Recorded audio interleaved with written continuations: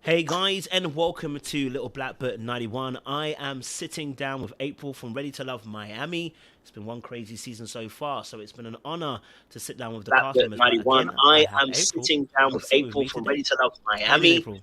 One crazy season so far, so it's been an honor to sit down with the cast members. 91. I am sitting down with April from Ready to Love Miami. One crazy season so far, so it's been an honor to sit down with Blackbook 91. I am sitting down with April from Ready. You have another video playing. I think the actual YouTube video playing as well at the same time. Probably that's why. If you check it, you'll see it. As well at the same time, probably that's why. Okay, let me go there and check it, you'll see it. Perhaps see where that's coming from. Another YouTube video playing. Oh, I sure do. Okay, great. Let's do that again. How you doing today? Let's do it again. Let's run it again. Sorry, let's go again.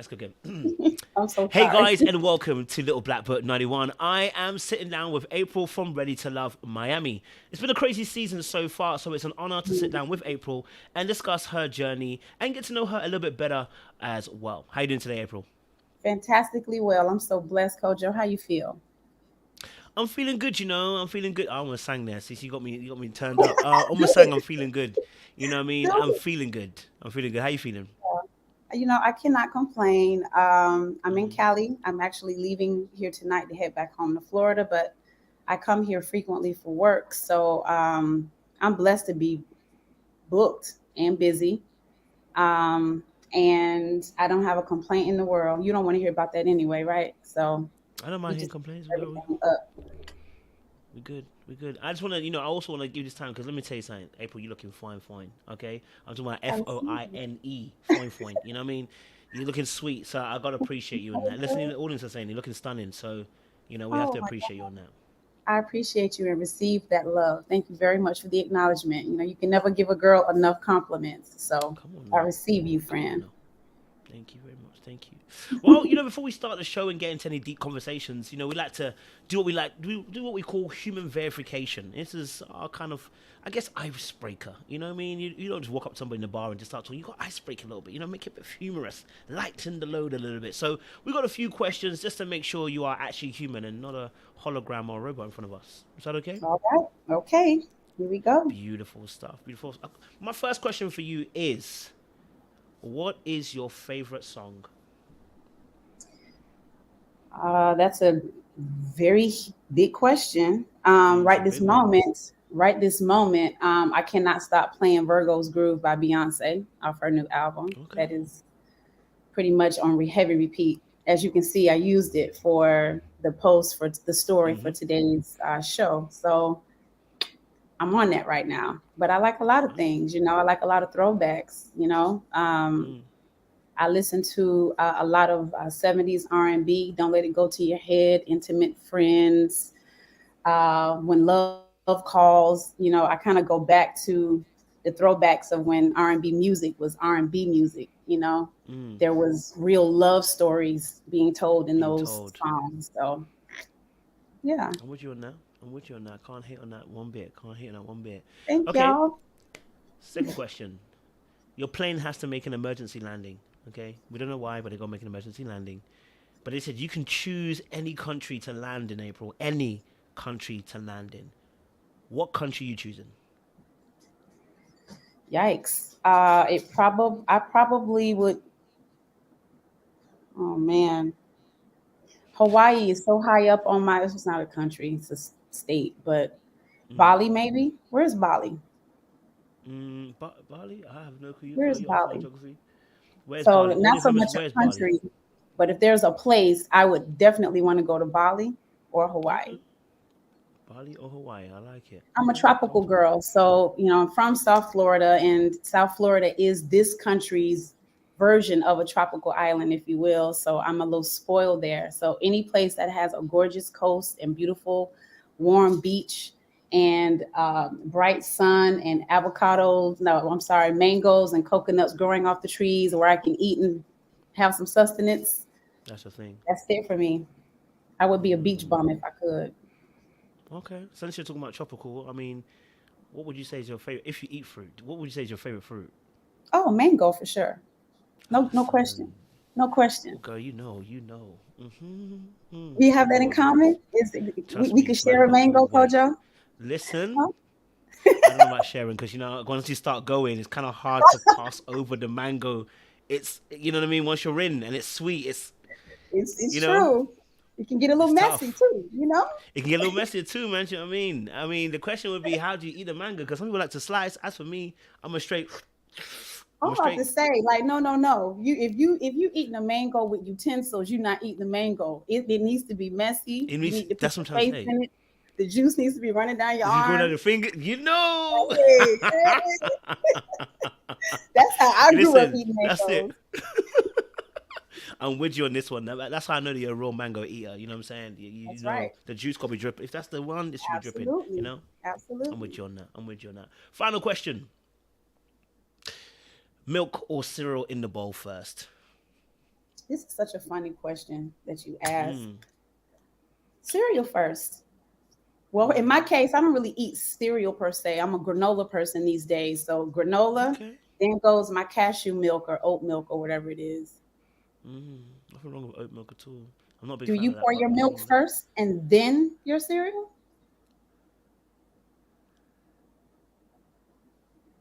Kojo. Kojo, what? I mean, I'm just returning your question. mm? Huh? Mm. And what are you drinking? What Um, is that? What's that? What's listen, that? this is some exotic. It's pineapple and coconut sweet. Oh, Okay, baby, well here listen. we gonna toast together. We both Let's getting our toast like together. hydration in. Toast. Nothing wrong with Toast to the that. good Okay, you like the hydration, coconut water. good Okay, vibration. that's what I'm trying to say. Listen, that's what about. But Mm-hmm. yes, I do sometimes put the milk in first. I like to have a little bit of the sogginess of the cereal. Depends how I'm feeling that day. Most times it's cereal first, Interesting. and depends what cereal it is as well. Yeah, I okay. am a weirdo. I don't know if you guys. Okay, so I don't know. Do you eat? Okay, I don't know if you guys have. So like, we have a thing called cream crackers. So I don't know if you guys have cream crackers. It's a plain biscuit. It's a plain biscuit. It's very plain. Okay. There's no salt or sugar taste to it. It's very Okay. plain. Would you compare okay, there's no salt, so you can't compare it to a saltine for us or a Ritz Yeah, it won't be a cracker. salty. No, it's not. It's very dry. It's crunchy to the biscuit. You know what I mean? They said I'm shooting my shot. Yeah, I'm. But then like like I normally break it up, put it also into the cereal as well. I like to add that rich tea. Add that digestive. Might add that. I'm a bit of a. I ain't gone boarding school, but I eat like a boarding school person. Do you know what I mean? Yeah. Kojo, your cereal sounds complicated, friend. You know what? Life and relationships are complicated. Hey, touche. So my cereal's only matching what I'm seeing in relationships. Okay. Hey, touche. I like to keep things simple. I tried granola. I wasn't a fan. Huh? I wasn't a fan of granola. I tried it. Wasn't a fan. Oh It wasn't man. hitting me. Oh well, you got to get the right kind. You have to get the right kind, or make it yourself. Homemade granola is it. Okay, you make homemade granola. What does that involve? What does that involve? Oh man, you did. I mean, you need oatmeal. Okay. You need well oats, I should say. You need a series of like seeds. You need amaranth. You need I think there's a little cinnamon that goes in there because you have to make a bit of a glaze. I have to follow recipes and read them. My That's not girl, bad. who's my best friend, who I'm here staying with this weekend, clowns me because she's a natural cook. I'm not. I read instructions and follow them. So all the mixes, all the ingredients, it's really not that difficult to make. It's just a matter of you whipping everything up in the bowl, kind of mash it all together to get all your brown sugar. I use coconut sugar so I'm a vegan. So let me just clear that up because I'm going to talk alternatively Oh, about you're everything we're vegan. discussing, right? This is doing So so well. I am plant-based. However, I do eat fish. I needed protein. I just wasn't getting enough. Okay, you But got salmon, yeah. yeah, that's the Okay, cleanest we can only work on meat that. that I'll have. But yes, I mean it's just a matter. You bake it, and then crumble it, and you can really season it to taste. And that's by far is the best granola. So you may have to. I'll have to send you a recipe, and if you're into it, get in the kitchen, experiment, play with it, create it, make it with your own hands. Get yourself an organic snack. Try it with your milk, and you tell me whether or not it's a thing because it's a thing. It's good. I'm gonna try it. Does a I'm gonna body try it. good too. I'm gonna try a taste or two. You know, worries. I'm gonna try a taste or two. Good. Last question. I got one more question that came to my mind. if you had to describe April as a meal, what meal would that be? What an interesting question. Okay, well, the meal has courses, so it's not just one dish. So Mm. I would I am all about, so I'm an electric um person in my personality, right? And it kind of Mm. makes sense that I would eat electric food. So I'm this organic, clean, healthy, homemade salad with I'm absorbing sunlight. I am processing and breaking down good in the body. So I'm gonna be a meal that is good for your soul, that's good for your body, that's good for your skin. Um, I love coconut milk ice cream, so that would definitely be the dessert, as to have again an organic, clean, sweet dessert to finish off um, the meal as a sweetener. And this, so there. I'm fresh. I'm good for you. I'm clean. I'm organic. I'm from the earth. That's the kind of meal I would be. What, Kojo? It's my truth. Y'all, did we lose Kojo? In these comments. Y'all said Kojo brought out the silky shirt today. Thank y'all so much for this love and this on the awesome comments. I hope, can y'all hear me still? I see all the comments still rolling, but Kojo is gone. Where is he? But y'all send me a chocolate brown heart if you can hear me, because I don't know if I'm live still or not. I thought Kojo didn't know what to say. Oh, cool. Well, since we waiting on him to come back, hey, y'all.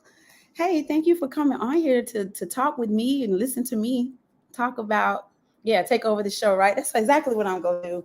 So let me just drop this. I love to stay connected with y'all. My Instagram, I have 2 pages. One is for music and fashion and beauty. It's the real April Raquel music. In fact, if I can share it in here, I don't know how to type in this chat.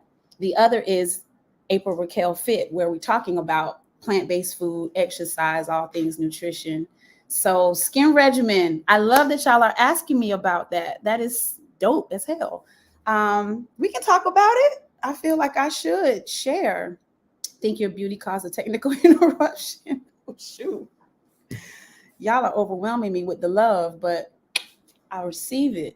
I will, though, seriously, this is a nugget. Let me drop this. Let me share this. It's not necessarily about this brand, but y'all, my fountain of youth. So I just had a 47th birthday, September 8th.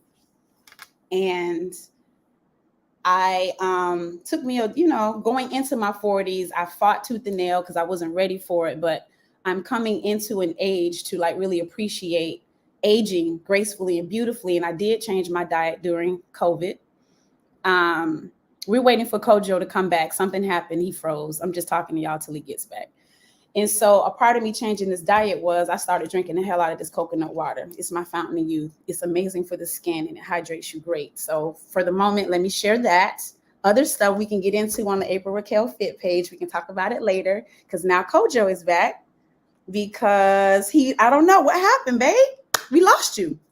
My internet was moving. It's moving mad. It's literally gone down. So I'm using mobile data. So I'm on my phone as well. So we are at the mercy of this technology. So thankfully, everyone gave us grace, and we didn't lose anybody. We're still in the building, and y'all can kind of give us a little grace about our issue with the technical stuff. But we're back. We're back, guys. We're back. Sorry about that, guys. Thank you again, Rachel, for holding it down for me. I heard you was holding it down out here, and I see the comments. But yeah, so let's get into some conversation. Let's get to know you a little bit better. Let's get to know April a bit better. So my opening question, as always, is who is April and what is April's story? Okay, well, I gave a quick little introduction to our good viewers, supporters, those who tuned in. I'm April Raquel. I'm 47 years old. I live in and am from South Florida, born in West Palm Beach, grew up in Fort Lauderdale. I am a singer and a fit model. And let me just explain for 2 seconds what a fit model is, because I am athletic. I've always been an athlete. I ran track in high school and college. I played volleyball. I cheered. So I'm real active and still in very fit and athletic. But a fit model is a technical model, very behind the scenes. It's not glamorous and it's not posing in catalogs. I am the human mannequin, if you will, that technical designers, I have 3 clients that I fit clothes for. And I try on their pieces and tell them what's perfect or not about them if they're not functional. It's important to maintain a perfect size 6 for the clients that I have. So there are certain measurements you have to hit. So my fitness life has really contributed and helped me in this career path that I found. It just sort of fell in my lap. So it's an awesome job, but it is more so me trying on clothes, giving feedback, telling the technical designers what works and what doesn't. Corrections are made. The clothes are sent back to a vendor. They fix the issues. They send it back. I try it on again. And we do that like 3 or 4 times until it's perfect. When it's perfect, the clothes are mass produced and then sold. The companies I fit clothes for is Venus Fashions, Eberge, and Boston Proper. So that's what I do. I'm grateful that I got a chance to, I sat with God. I sat with God back in like 2016, 2017, because I really wanted to get a handle on like my life and what am I doing and what's my purpose. And I wanted to find a way to sustain myself through my interests. My interests are music, fashion, and athletics. And those are the only 3 things I wanted to be doing for money. And the power of manifestation is real. I've been really blessed and grateful to be an entrepreneur and be successful and to give myself a very comfortable life doing the things I absolutely love and to connect with amazing people like those in this chat that are like giving me all of this amazing love. I love it. And I hope that I can continue to inspire. So my purpose is to inspire and motivate. So here I am. Love that. So, obviously, like you said you sat down and really, spoke with God and kind of planned out what you were trying to aim for. How would you describe the journey in terms of attaining that goal, that you sat down with God with? How would you describe that journey? What was it like for you? It wasn't too difficult. Like I said, it's what I wanted in life. And I just did my part. Faith without works is dead. So I just needed to align myself with what I've asked for. And I think God and this beautiful universe has its way of rewarding us with what we ask. Like, it's very obedient. The universe is obedient. God is obedient. So it wasn't difficult to set myself on the path of the journey, but what the journey did require is for me to kind of dedicate my entire self to it. And the freedom and the flexibility that I have to accept jobs, to travel to jobs, to have odd windows of availability to do jobs, things like that. You don't have the stability that a typical corporate job, or even some people have awesome virtual jobs where they're working set hours. And my life isn't quite like that. It is very, it can be a bit sporadic. I have some flow, some routine to it, but the journey for me to do this just meant that I needed to be open. I needed to be flexible. I needed to be available, and I needed to be serious about what I'm doing to be taken seriously. And it has been, looking back at things, I'm just like, boy, but God, he's amazing. He, she, however we want to term who we worship, our spiritual discipline, whomever that is for you. I just feel like all of what we set out in life, we have to connect and have a very direct channel, with whom we serve. And so, yeah, here I am, and I get to live this life, and I'm the boss of me, and I can decline jobs, and the empowerment in that has just been a blessing. God knew what he was doing, because I'm nobody's employee. So there's that. So let's take it back a little bit then, because obviously we know the product that we have now in front of us, the article that we have in front of us right now, very polished, very classy, very elegant, very beautiful, and I'm talking about as a whole package. But take us back, because you had a conversation with Justice on the show. Talking about growing up, talking about childhood and everything like that. So I want to take us back. So talk to us a little bit about your upbringing. What was it like? What did you experience as April as a young lady?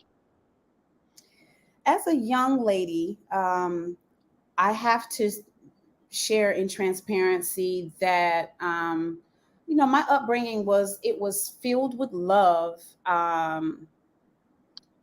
to a point. It was filled with love up to a point. It was just my mom and I. She was a young single mom. She had me at 18 years old, 17 going into 18. And it was just me and her, and my grandmother. My structure and what I knew of life at that time was pretty simple and easy and full of love. And then she got married when I was about 7, I guess, 6 or 7, I think around 7, she got married and everything changed. The dynamic of our life changed. Now there's a man in the house that lives with us. There's different, the parenting got weird. And I don't know that was the best. It was not. Let me just stop. It wasn't the best choice for her to have made for herself or for me. But at the time, she was young. I think my mom was only like 25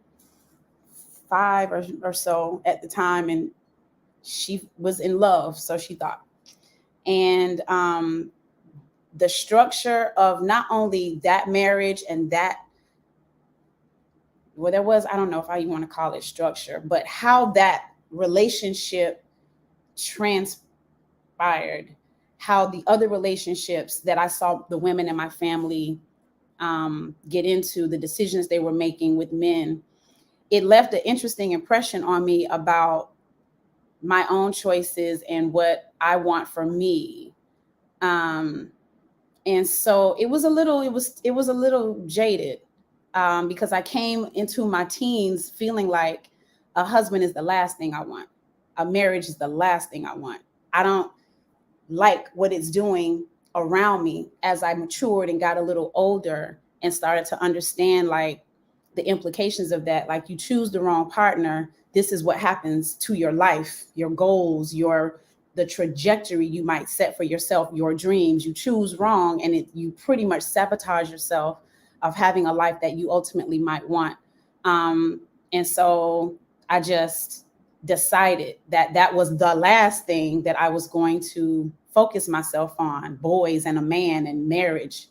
But more so, I did draw closer to what I saw as strengths in the women in my family, my mother, my grandmother, my aunts, both my grandmothers. They strong, tough ladies.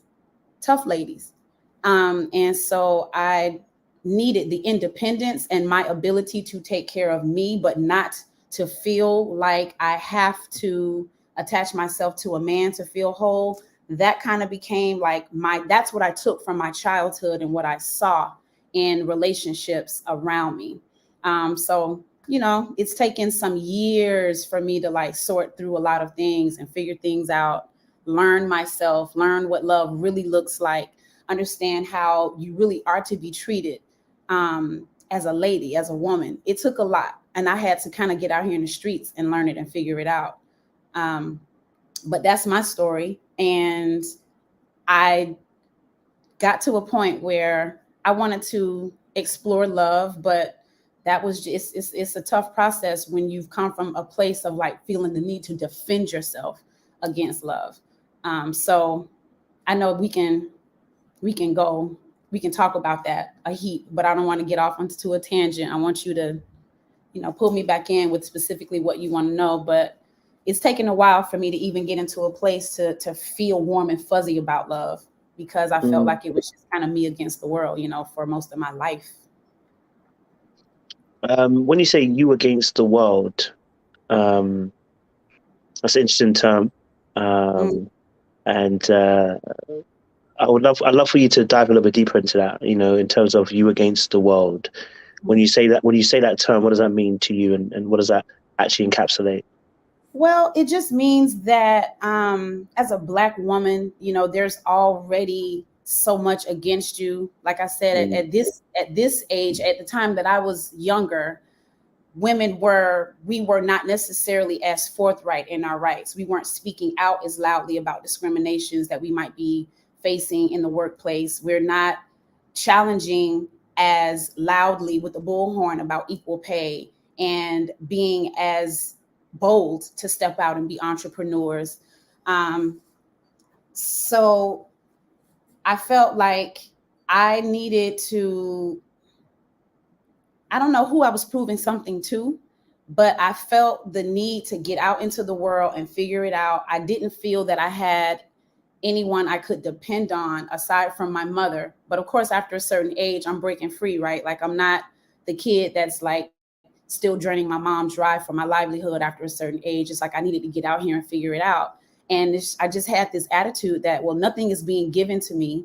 Nothing is going to be, nothing is going to just fall in my lap. I've got to get out here and I have to work, and I need work ethic, and I need to feel like at the end of the day, no one can take anything away from me that they gave me because I earned it and I did it. So yeah, that kind of to me was a bit of a me against the world mentality, because I just expected that nothing was going to be easy for me. And so, I mean, I'm a natural fighter. I'm tough, like the ladies in my family, I'm a little softer on the edges now, though.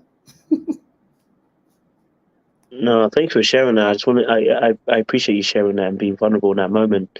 You know, in terms of what you've shared as well, and you spoke about, obviously, like I said, you're strong, you're independent, you can, you're earning your own keep in a sense, almost in a sense so no one can tell you, that they no one can take it away from you, and no one can say that they did it for you. You've done it all yourself as well. So having to be in that position then growing up, what was like your schooling like then? Because sometimes we have a total different environment, and it's a different kind of ball game for us growing up, than it is our household. So what was it like, in terms of like high school and what was that like and stuff for you? I mean, it was very developmental.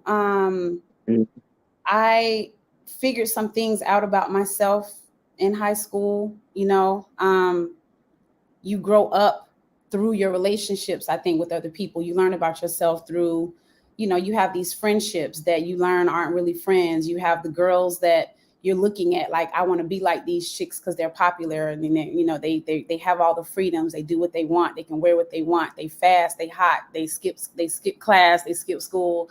And I remember feeling like, I wanted to be popular, and I wanted to be, everybody's friend. But then by the time I was in my senior year, I understood that my individuality was what made me special, and that it was cool. At one point, it really wasn't cool to be the dark-skinned girl. The dark-skinned girl is not who was getting chosen and liked by the boys, and there is an identity thing that happens with that, like with even embracing yourself and feeling confident and having your own identity at such a young age. But high school, middle school, high school for me were just all developmental for me to just get out here and understand me, how to be myself, how to hold myself in any environment. I mean, I went to some pretty tough schools in Broward, middle school and high school. So you do have to have a bit of a fighter mentality, or you kind of get sucked in. So if I could go back and do it all over again, of course, right? There's so many things I do different. There's so many things all of us would do different. But I mean, it was a good experience. I discovered my athleticism. I think that was a part of my identity discovery, is that I really wanted to be active, and I wanted to do things and be a part of something. So I chose sports, and that was like the absolute perfect outlet for me. So I discovered a lot about just my own tenacity and my toughness through athleticism. What was it like for you then, if you could describe it? Because you mentioned obviously having to fight at home, now coming to school, dark skin is not in. I mean, when I was in school, dark skin wasn't in. So we Right. were. I mean, I'm not the darkest, but I was getting slaughtered. I'm not going to say I was getting slaughtered. I was getting called names. So what was, having to almost kind of fight for yourself at home, like you're saying. Then obviously now at school, then to, like you said, trying to find your place where you fit in, being the dark skinned girl too. How do you not, or maybe I shouldn't say how do you not, what was the effect of having to suffer at the home in this aspect, and then maybe at school as well, trying to find identity? How did that affect you in that particular vein and fashion, if you like to say? How do you feel that affected you? I felt lost. I won't lie to you. Mm. I felt a bit lost. Coming out of high school, there was one thing I knew I wanted, which was I really wanted to change my environment, and I knew that I was college bound. It almost didn't matter what college I went to, but thankfully I was accepted by and chose enrollment at the Florida A&M University in Tallahassee, Florida. And it was really there that I did figure out, like, okay, so I need to figure out my path here in life. I'm around all of these young freshmen from all over the country, attractive, swag, chicks, hair laid. And at FAMU, it's like you don't step out and not be fly ever. So it was like a really interesting sense of like this Black pride and Black community. And I'm around all of these students who they're assertive. They know what programs they've enrolled for. They've got parents that are very invested, in their college experience. And it wasn't really like that for me. I kind of just showed up like, I just got to break out of here and find my way. I just need to jump in.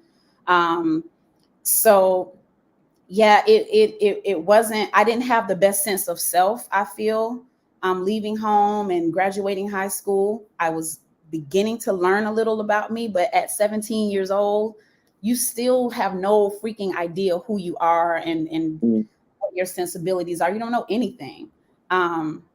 And so, yeah, my quest to find self started when I left home, because I really needed to figure out my path. Figuring out, obviously, the path. You mentioned, obviously, like the other kids, they had their parents, heavy on them, backing them, telling them where to go, what to do, et cetera, et cetera. It sounds like you didn't necessarily have that yourself, in terms of that person right behind you telling you left, right, center, where to go, in a sense. How did you?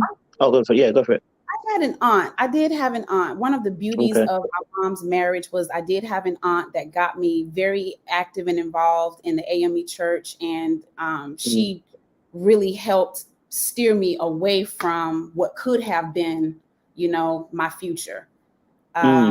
So there was, I don't want to say that there was just no one. And my mother was just very hardworking, trying to keep her broken marriage and her home together, since she was the breadwinner.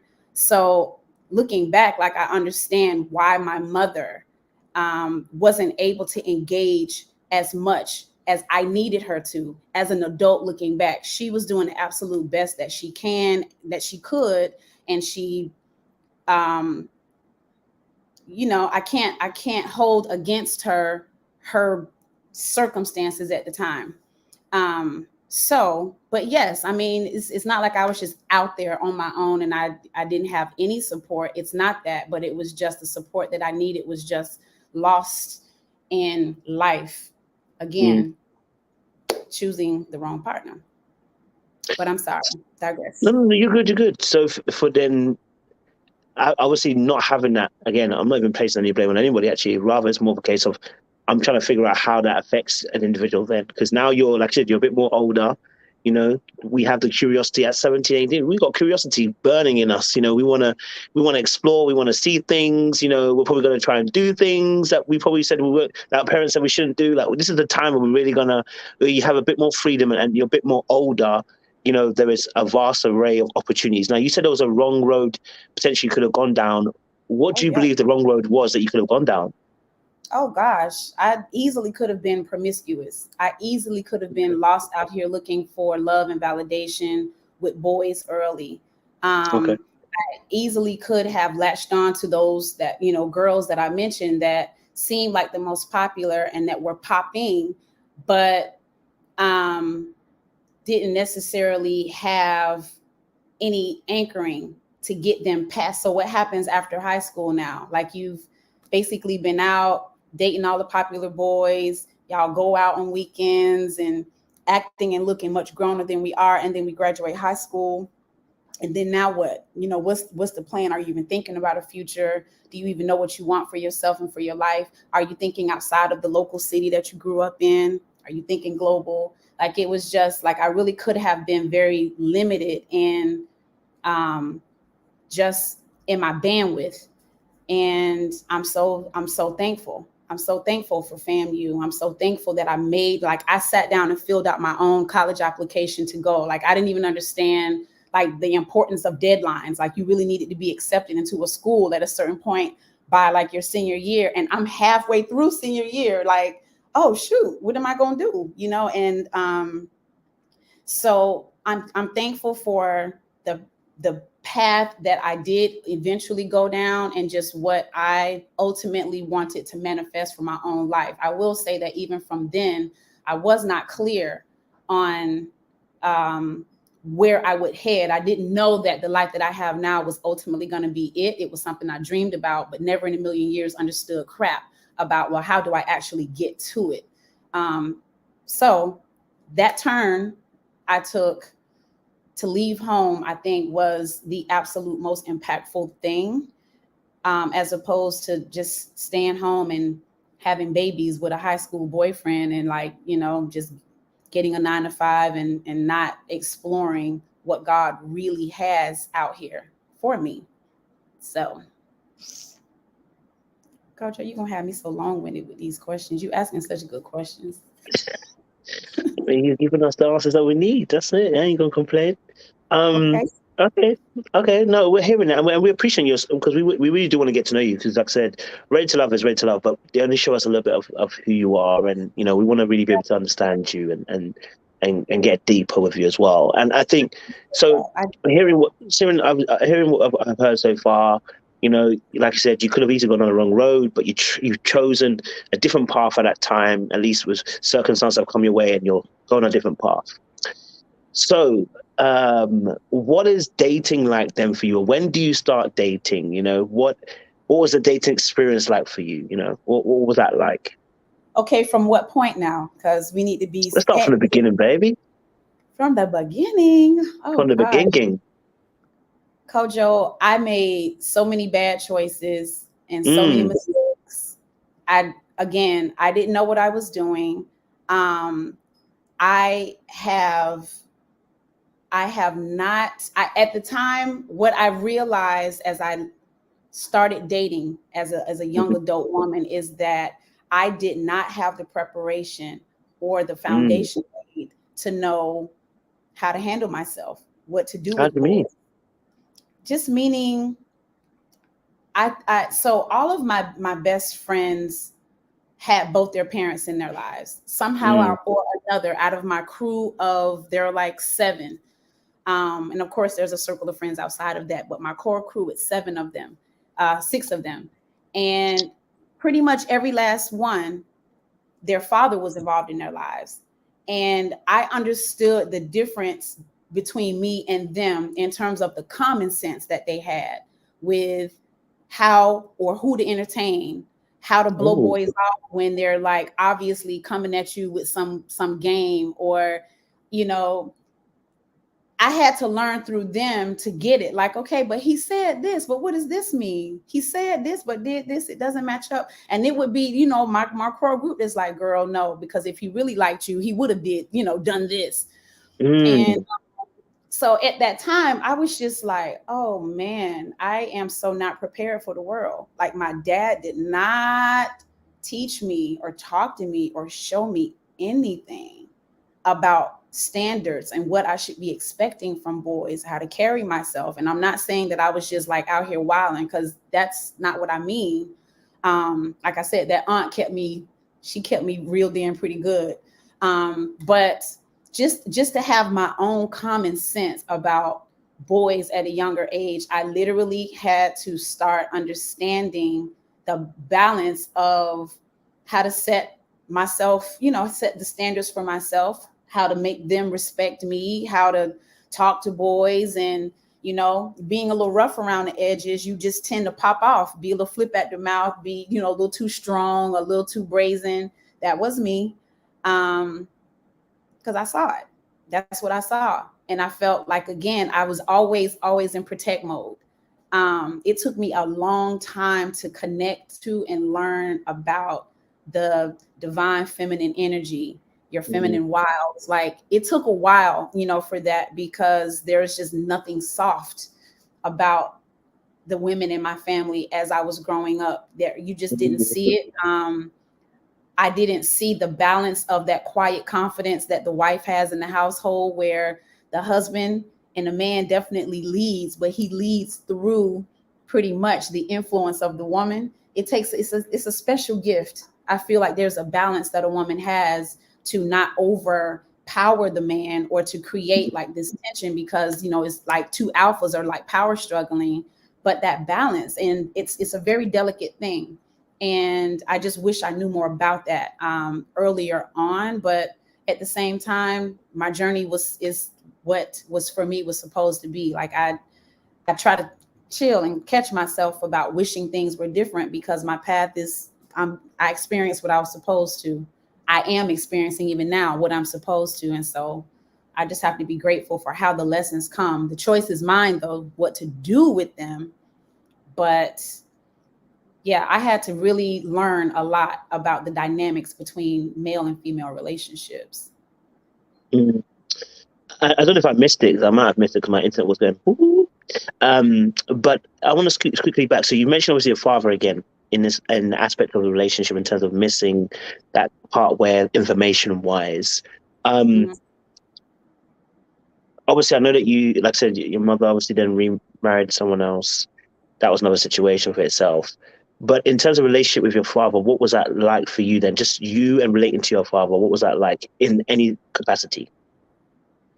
Well, in the beginning, my dad was my crush. I loved him. I loved seeing him I felt like the first few, maybe up till about age 4 or 5, I would see him fairly regularly, and would look forward to it. My dad would call me his little girlfriend, and, I would light up, because he really, really was my first love. But then once my mom got married, there was a disconnect happened, obviously with him and her, but somehow with him and me as well, which was never fair to me. And we just didn't get like on a track of like evolving our relationship through my, years growing. Middle school years, high school years. And I think by the time I got ready to leave for college, it was just kind of like, I didn't really need his permission for anything. I didn't really feel the need, to factor him into like my future, because he hadn't been around. So it was fairly non-existent, my relationship with him.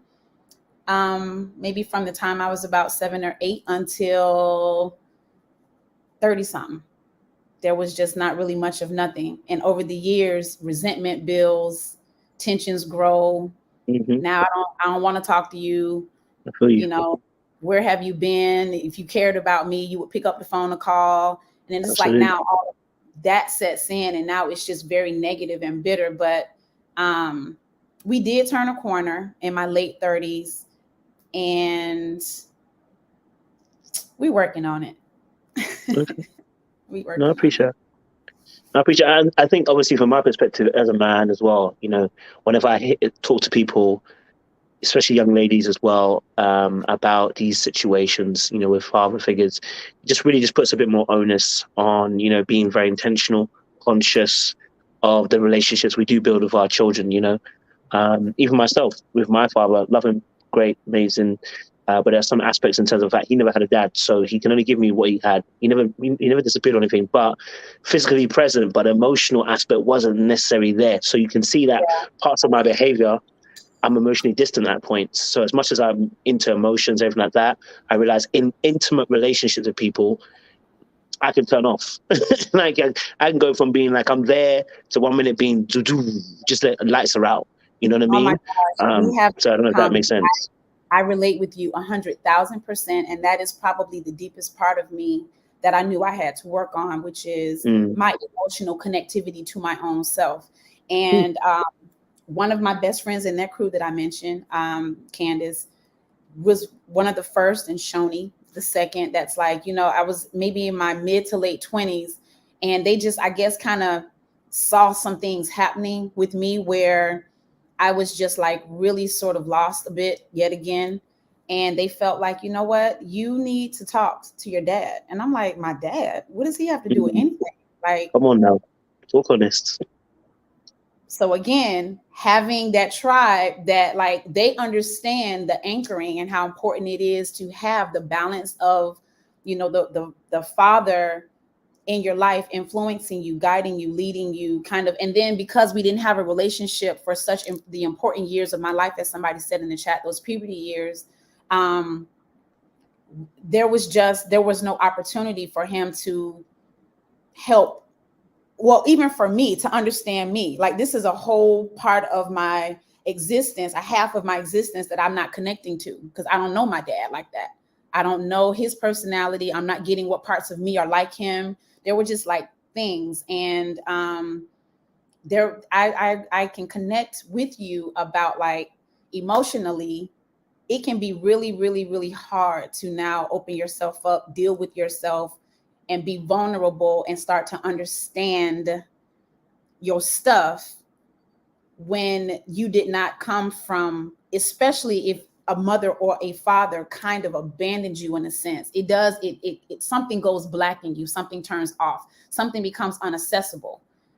And for years, Kojo, there were parts of me that were just unaccessible. And I did better flourishing as an entrepreneur or flourishing in the things that I could do where let me affect what I can control. I can't control my heart and my emotions. I don't really get love. So I'm just going to stay away from that because I'm not understanding how to manage the depth of those feelings, both the happy, the highs and the lows. I avoided it. So it's very easy to emotionally detach when you're not like whole yourself. Yeah, you just summed that beautifully up as well. And I think what you're describing there is a lot of us, you know, growing up. I think a lot of people might not even be aware of that aspect of themselves. But you know, once you start going through relationships and with friendships and romantic relationships, you do start to see those aspects of your behavior. You know, and it can be very tough. You know, sometimes because. Sometimes for a lot of people, for all of us, you know, when you do maybe recognize it, the next step is, so what the frick do I do about it? How do I change that? Do you know what I mean? Because I'm so used to being one track and doing that. You know, it's normal to me, almost in a sense. You know, it's normal to me to be detached at certain points, or it's normal to me to disassociate. It's normal for me to have the lights off at this point in time. Like, what do you mean change? Like I've been doing this for a very long time, and I have not died. So I'm going to be honest with you. What do you mean change? And so it can be very difficult changing those aspects of ourselves, you know, because, like I said, it becomes normalized to us as well. And I don't know, maybe you can identify with this, but I think it works for different people in different ways. For me, I feel so as much as I can shut down, I also feel like the shutdown also is when I feel there's too much emotional information to process. So if there's too many things going on at once, like WhatsApp is so annoying for me because people will go, I'll hear da-da-da-da-da-da, and I just want to just ignore everybody at that point. So someone's not getting a message back. Instagram, sometimes people not getting a message back. Email, sometimes when I see emails, I'm just like, it's overstimulation. It's just like it's too much. It's too much. I relate. I relate, and it's a very human thing. I feel like, and there's nothing wrong with these parts of us, the parts that we don't get, the parts that maybe we don't like, the parts that make no sense, and the parts that are the hardest now to have to like peel back, open up, and pour a little love into. There's nothing wrong with, like, we're not perfect, and everyone has certain holes and like dips and valleys where we don't have it together. The beauty in that, though, is when you realize it and you do decide, I want to spend some time here because I'm not whole. I'm not really able to, like, there were points in life where I honestly didn't even know how to give love back. And I've had a few boyfriends that have just been head over heels in love. And I'm just kind of like, I mean, I like you a lot. And it's just like, what is that? What was blocking me from, like, not only receiving the love, but understanding how to reciprocate it and give it back? Like, that's some pretty heavy stuff. And that emotional detachment obviously is all up in that. But at some point you got to stop running from yourself, and you have to decide, like, I balled out in my career. I am maybe doing great in my finances. Maybe I'm stable. I've achieved things that I want to achieve. I've got the degree. I've got the job. I've got the credentials. But now what about me as a person internally? The parts that people don't see, the parts that are not shiny and beautiful. What about those parts? Maybe let's spend some time working on some of that, because ultimately, if we want companionship, we're going to have to be comfortable, and they're going to have to be comfortable with all the layers of us, the shiny, beautiful parts and the parts that might be broken and damaged inside, And how are you going to get there if you don't ever start spending time on you to work stuff out? Yeah. Yeah, that's 100. That's 100. I always tell the audience as well. In past relationships, what you see now is not the article that other people were receiving. The article that I was given was not the best. I spoke about another situation where in the past where, because of emotional detachment, you don't realize how you can detach from people so quickly that it becomes almost abusive. Because, like, you talk about silent treatment. I'm not trying to be silent. I just don't want to talk. I don't want to be around you. I don't want to talk to anybody. I don't want to have nothing. You know what I mean? So then you realize certain parts of yourself, like you said, if you want to grow, if you want to see better, healthier relationships. And it's funny that you mentioned something. You mentioned, and I find this happens a lot especially to women, that when people have an easier ability to emotionally detach, men tend to want them the more, because it's about the challenge. Number one. It's number two. It's because actually them two were also broken. But number three, also at the same time as well, it's the fact that you're not pressed, because they're used to having women that are usually pressed, that want them, like, want to, pine after them. But now you're showing up. Okay, like, I'm cool. Like, it's not that big of a deal. Like, I'm not falling head over heels to you. I'm just chill. And that makes us want to go, like, oh my God, like, this girl, like, it's almost like we want to tame you. And I noticed that with women that have an easier ability to detach, men tend to run after those women like, they're hot cakes out here. You know what I mean? Okay, so that's an interesting question. Not question, but a point that you bring up, Kojo, because I was watching your show on men choosing the baddie over the everyday girl. Yes. There was a lot of very interesting things that came up, interesting points made.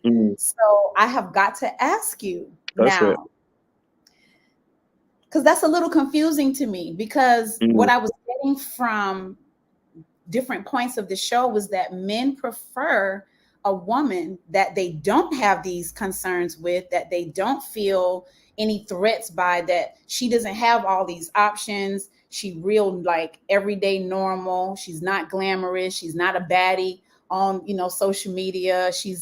I can rely on her investment in me, because I know that she's not going to be quick to be like, you know what, I don't have to deal with this and I'm out. But just now, you're saying that challenge and that chase actually is appealing to men. Please help me make sense of it, because that in and of itself is still something that I'm like, well, which is it?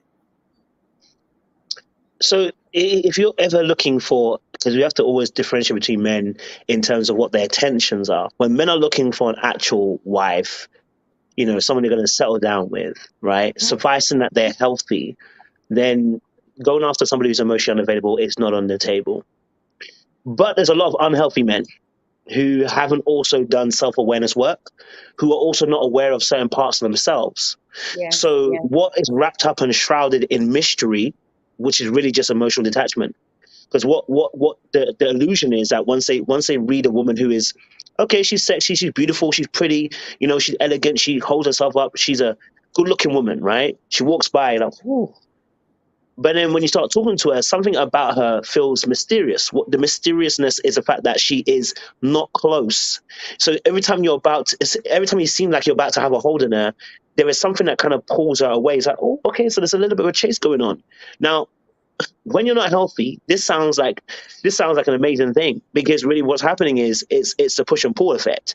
And what's also involved is, again, everybody wants a bit of mystery, but we read emotional detachment as mystery. It's not. They're emotionally detached. There's a big difference. People can be mysterious, but a lot of times people are emotionally detached. So it reads off as mystery because I can't read parts of you. No, they're just detached. So where someone else would act, or someone would feel some type of way, or somebody would say something or feel the air in that particular area, you're just like, so the nonchalant, the non-caring, it seems like, almost makes us feel like, well, why doesn't she care? Okay, then if she doesn't care, then I need to chase a little bit more, because the whole point is I need to tame you. So that's why I always say that it sounds great at first, but it never really lasts long, because what that man is chasing is to tame you. Once he's tamed you, he becomes bored again, because he himself is trying to capture you. Once he's captured, he's done. Which is why I'm saying healthy men.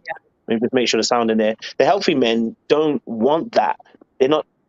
So emotionally unavailable people find emotionally unavailable people. When you become available emotionally available people find you. Do you know what I mean? Because you're looking for the same things. When I talk to you, I can sense this. And you can tell when you speak to somebody and they're emotionally unavailable, because there's a guard that's there, and there's a way that they talk, and there's a way they view situations and certain events. You're like, oh, okay, I can tell that you go, okay, I can tell. Yeah, that's the way you're going. I can tell that, okay. But if, again, it takes a bit of time. But as you know yourself, as you grow and you experience the opposite sex, you get better at reading. Oh no, sir. Sorry. No, sir, that's not it here. We don't do that around here. You know? Yeah. I hope that makes sense.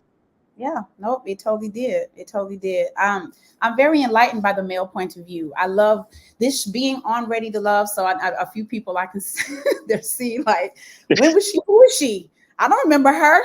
When was she on the show? They're gonna remember now. I was on the show for 3 episodes. There was no real place for me. There was no place for me to linger. So, I was really okay with making an early exit, because there just would not have been anything for me to do other than to just do whatever to stay on TV. And that was not why I went on the show. I actually really did want to explore myself, it felt like, a very safe environment. Everyone is vetted. Everyone is like, we're pulled in together based off our interests and all that we have. They ask us so much. So, but yes, I was there, very short time. Go back to the question, because I went there for a reason. I lost it. Go back. What the original question was, we were talking about you. Which one? Oh yes, I got it. I found it. So, since being on the show, there's just been so many conversations that I've been a part of and listening to, and now I'm like really kind of like dialed into what is happening in the dating scene, in the dating world, and what's happening with singles, especially over 40, and listening to varied points of view from men.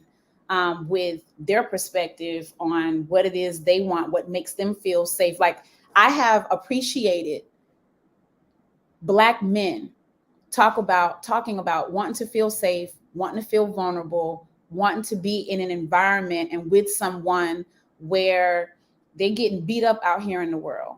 But with this one, there's solace. You said it in your show, that last show, about where you can lay your head in her lap, lay your head on her bosom, and get your peace. Because for a long time, I'm just like, men aren't into that. Like, that's shit women want. Men aren't into, you know what I mean? Like, I just didn't think men were wired to want that kind of emotional support and attachment and love. But yes, as I got older, I'm just like, you know what, but men are just as sensitive as we are. They're just as vulnerable. We might be a bit more on the emotional side, and men tend to be more practical, logical, and maybe they don't act from an emotional place, but that does not mean they don't need and desire the same things we do. So it's nice now for me to, as I'm opening myself up to seriously be with someone and to choose a partner and a mate, that I can choose him based off of both of our desires to feel safe and to feel comfortable. Like when I take my lashes off, take my wig off, if I'm like, are you still going to look at me the same way? And am I comfortable in that? You know, are we connected on more than just what we have in common on the surface? Are we like, do we have soul ties, you know, and are we good for each other? So, you know, and as you you know what, let's go here. We're already talking about this great stuff. So, you know, I think it's really powerful what you're explaining. So you mentioned something which just kind of made my brain just like kind of explode a little bit in terms of just like, oh, that's an idea. And it's when you said about do men want that safe space? I think what we're describing here also too is that, again, there is two categories of men that are healthy and men that are unhealthy. Unhealthy men want what their healthy men want, but they fail to be able to, one, express it, and two, to be able to behave in a way that would actually receive that safety that they want. So you're not wrong. The men don't want safety. The men I'm talking about are unhealthy men, do not want safety. They do, but their behavior does the complete opposite of what they want. So you wouldn't have been wrong, because you asking a man to lay his head down, but he's unhealthy in his understanding of what vulnerability is, would have been like, what? Lay my head down where? What are you talking about? Move, man. Like, that's not what I want, man. Yeah, it wouldn't be his precedent to go into that space, because although part of him knows that this is what he wants, that is not what he understands as being, quote unquote, a man. And this is why I'm saying that there are certain characteristics of healthy people, like you were saying, that you start noticing when you be around healthy people. You are actually really blessed, even though you don't have your father around to give you the inside outs. You had girls who had their fathers in their life, were able to see certain things and go, baby, I think you might want to change this, or you might want to change that. Whereas you could have had other girls who would have been like, babe, that's it, continue, girl, keep going the way you're going. Like, and they would have been in destruction, because really they're not helping you grow in healthiness. So, you know, bad company corrupts good morale. But if you have good people around you, those who are wise walk with the wise. So if you want healthiness, when you walk around people who are also healthy, they see things in a completely different light. You know what I mean? So you wouldn't have been wrong saying what you said about men in the beginning who didn't want that, because the men you probably would encounter didn't want that. They don't want to rest their head on your lap. Okay? Right. That's not what their masculinity is based upon. So you wouldn't necessarily be wrong in that, you know? And those were all the fundamental things that I felt were lacking, you know, for me to have that discernment, to even understand that. We naturally, I think, tend to gravitate to the things we can't have, right? I think even those of us who are involved, we still want what we shouldn't. And so it's unfortunate when you've got two lost people or two damaged people or two unhealthy people that are seeking each other out, you know, because it really, really just can wreak havoc on your life. But thank God for enlightenment. Bad company corrupts good morale. Oh, it's true. It does. Kenya from Cali said that. It's true. It really does. And so I honestly am I don't apologize for choosing, like I've chosen myself all of these years, Kojo, on purpose. I knew I wasn't evolved enough and I wasn't ready. I didn't even know exactly what it is I was offering to a man. Like, you know, what is my self-worth? Who am I? And what are my powers? And, you know, how am I impacting this man's life? Like, what exactly do I mean to him? All of those questions, they go unanswered if I couldn't answer them for me. So I'm thankful that I have remained unmarried, because I just feel like that's something that people should do after they've like really lived a little bit of life. Having kids early and getting married early, that for me is kind of like, I don't know if I think that's wise, because there are people who know early on, marry your first love or you marry early and you know that this is your person and you've chosen correctly and wisely for yourself. I think the percentage of people who get it right like that is kind of few and far between versus those who I had for a period there. A lot of my married friends were just like, if I could go back and do this again, I would not. I would not have had kids when I did. I wouldn't have gotten married when I did, or I wouldn't have married who I married. And I just feel like people need time to figure themselves out. Most of me for sure, but a lot of my college friends, we went to college, we chose an area of study, got degrees in that, and half of us ain't even doing nothing in that field because we need to figure out, okay, I thought I wanted that, but this isn't actually for me. I'm happier here. And we don't know that in our early 20s quite yet. And so to already now end yourself in a marriage and you've got children, and now you're starting to like kind of unravel in what you thought you knew of yourself because you really aren't mature enough yet and haven't had enough experience to know what life has in store for you or what your dreams might become in 5 years. Now you can't really put anything into them quite yet because of your current situation that you thought you wanted for life, but you just made the choice too early. Like I managed to like avoid and escape that. And I think it was the best thing for me. But in my mature, right 40-something-year-old age, now I'm ready. And now I can like say for sure and specifically and clearly what I want, you know, who I am, what I have to offer, what I know is good for me, what balances me, what kind of man I already know is just not. The clarity comes with a little bit of life. I agree that 100%. 100% agree that. I don't disagree at that point as well. And I think there is a lot of us who maybe have gone through similar situations as yourself, who probably need a bit more time, you know, just to advance ourselves and just kind of just put ourselves in a more mature place to be able to discern. We all have our different times when we grow in maturity where we can discern. And, you know, I think, you know, you're right that, you know, that little bit of extra time is needed just to be able to discern appropriately so that the mistake of, like I said, marriage is a life-changing act. It's not just, I'm going to buy a car or a house.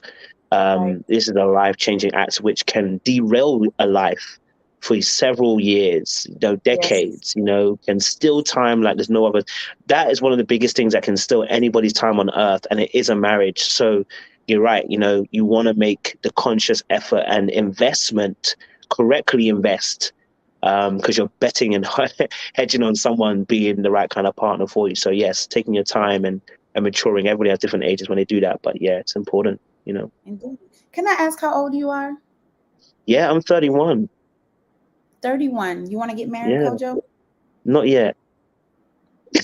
But I mean, I get it. Like 30 is young. Oh my God. You asked me that at 30, I really would have been like, yeah, nah, I'm good on that. But like at some point, do you see yourself at some point in life wanting a wife and wanting a life partner? Or are you feeling like, you know what, man, I'm better being single, and this is how I think I want to live my life singularly? I mean, I do want to get married. I do. I definitely do. I think my mindset has shifted in the last few years. I think when I was like, if you caught me at 24 to 28, you would have been like, yep, getting married. You know, even before, maybe 18, I've been, I'm getting married. That's my first thought. Get kids. I thought I'd be married. I think most of us thought married and kid by 24. I thought I'd be me. You know, living the dream. But yeah, you get 24, and you realize, let's rethink that strategy. But now I think I'm in a place where I realize, had I been married, if I didn't choose right, I was dead. That was just the honest truth. I would need luck.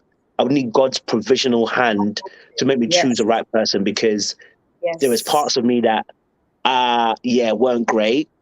And I'm sure I would have ended up choosing someone who would have been great in the beginning, but would have definitely tailed off at the end because my eye to discern what was good for me wasn't great, you know? So I know that definitely more than likely I would have probably chose somebody who looked good to the eye, but I think we would have warred halfway through, and that'd have been my fault. That'd have been probably their fault. would have been some parts of me that I haven't fixed that would have been a contributing factor. I'd probably be divorced by now. I'd be a divorcee at 31, telling you guys a story about mistakes I've made. You know what I mean? I think that would have been the case for me. And again, so that is what I feel happens when we are making such heavy adult choices at such developmental stages of our evolution of us growing, of us figuring us out, life out. Just, that basically proves my point, is that I just think at the time, based off who you were at that time. I mean, there were a few guys that I've dated at points in my life that I felt like, oh, I'm sure I want to marry this man. I think, he's going to be good for me. And in the end, I'm just like thanking God that I did not go down those paths or make those choices, because at that time, So Dion Cole, I don't know if you've seen his on Netflix. He has a stand-up, and I forget the name of it, but it's just Dion Cole, whom I find brilliant and hilarious. And he gave this very quick joke analogy thing of like there being levels, right? Mm-hmm. And that in life, we're constantly like matriculating. Mm-hmm. And along the way, some people don't have they're not going to the heights you're going to. So on your way up, your height might be here. Ultimately, your destination is here. Somebody else's destination is here. And as you on your way up, you encounter this person that somehow captured you, and y'all like whatever, there's attraction or whatever, y'all sexually connected, whatever the thing is, right? That has like bonded y'all, and you choose to marry this person. And now their level that really was here and yours was here, you stopped because you ain't going no further than where his or her level is, because now you've chosen to have a kid or you're now married to this person. And I thought that was so profound. And when we make such decisions like becoming a parent or a spouse to someone, and we're still on our way. We still on our journey to become, and we end up stopping ourselves short because now we can't go no higher than this person's limit that we've chosen. Absolutely. I agree with you 100%. And the audience know this because I've said this before when they asked me why I didn't want to get married. I said, I call it the cash out theory. You can't cash out too early in this life. You have to, it's a gamble because life is a gamble.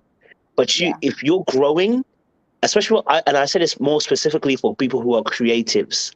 People who are creatives, they're in danger. That's what I call them. They're in danger because your room for growth is exponential. Meaning there's room to grow so big, right?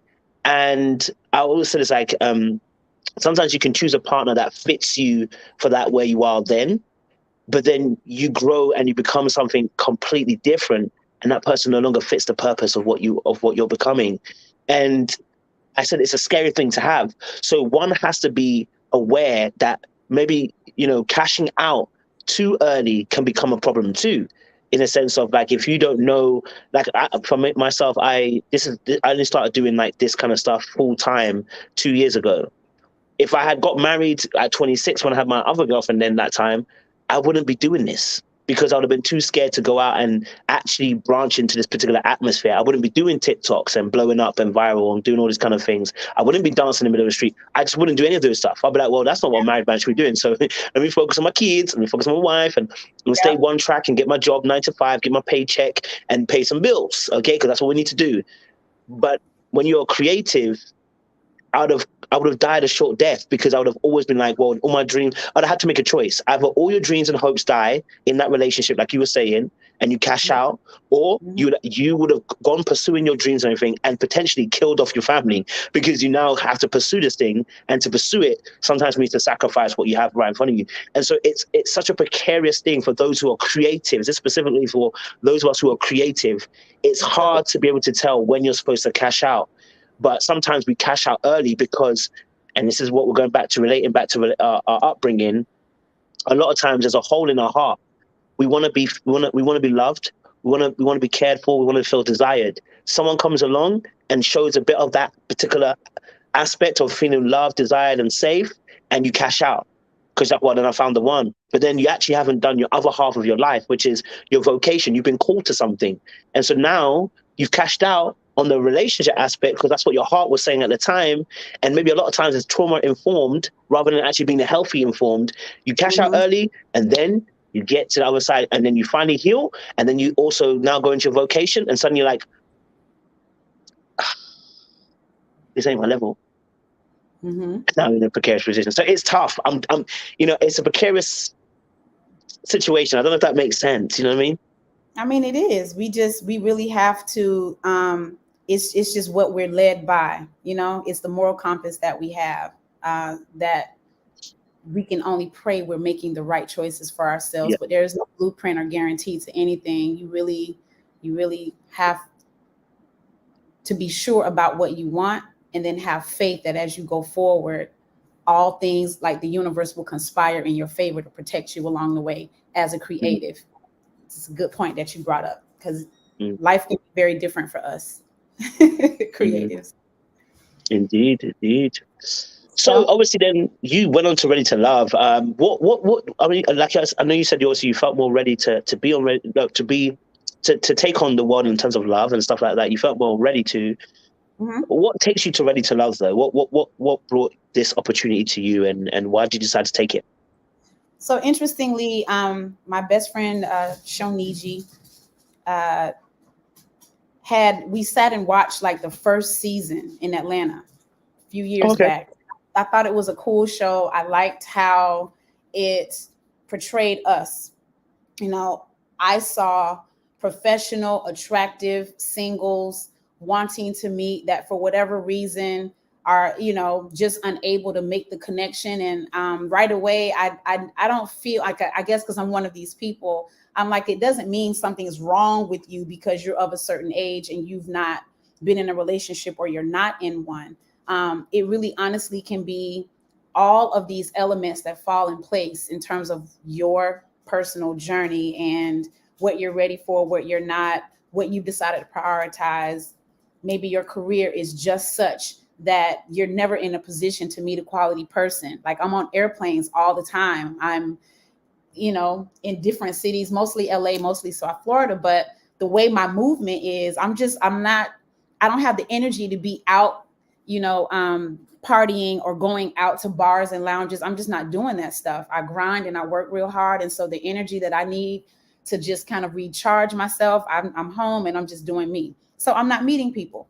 So I got right into the concept of it way from back then. And my line sister hit me up earlier this year in January, and she's like, you must apply. And she sends the link, right? They're coming to Miami. You got to do Ready to Love. I'm like, first of all, sis, I'm not trying to do no reality show.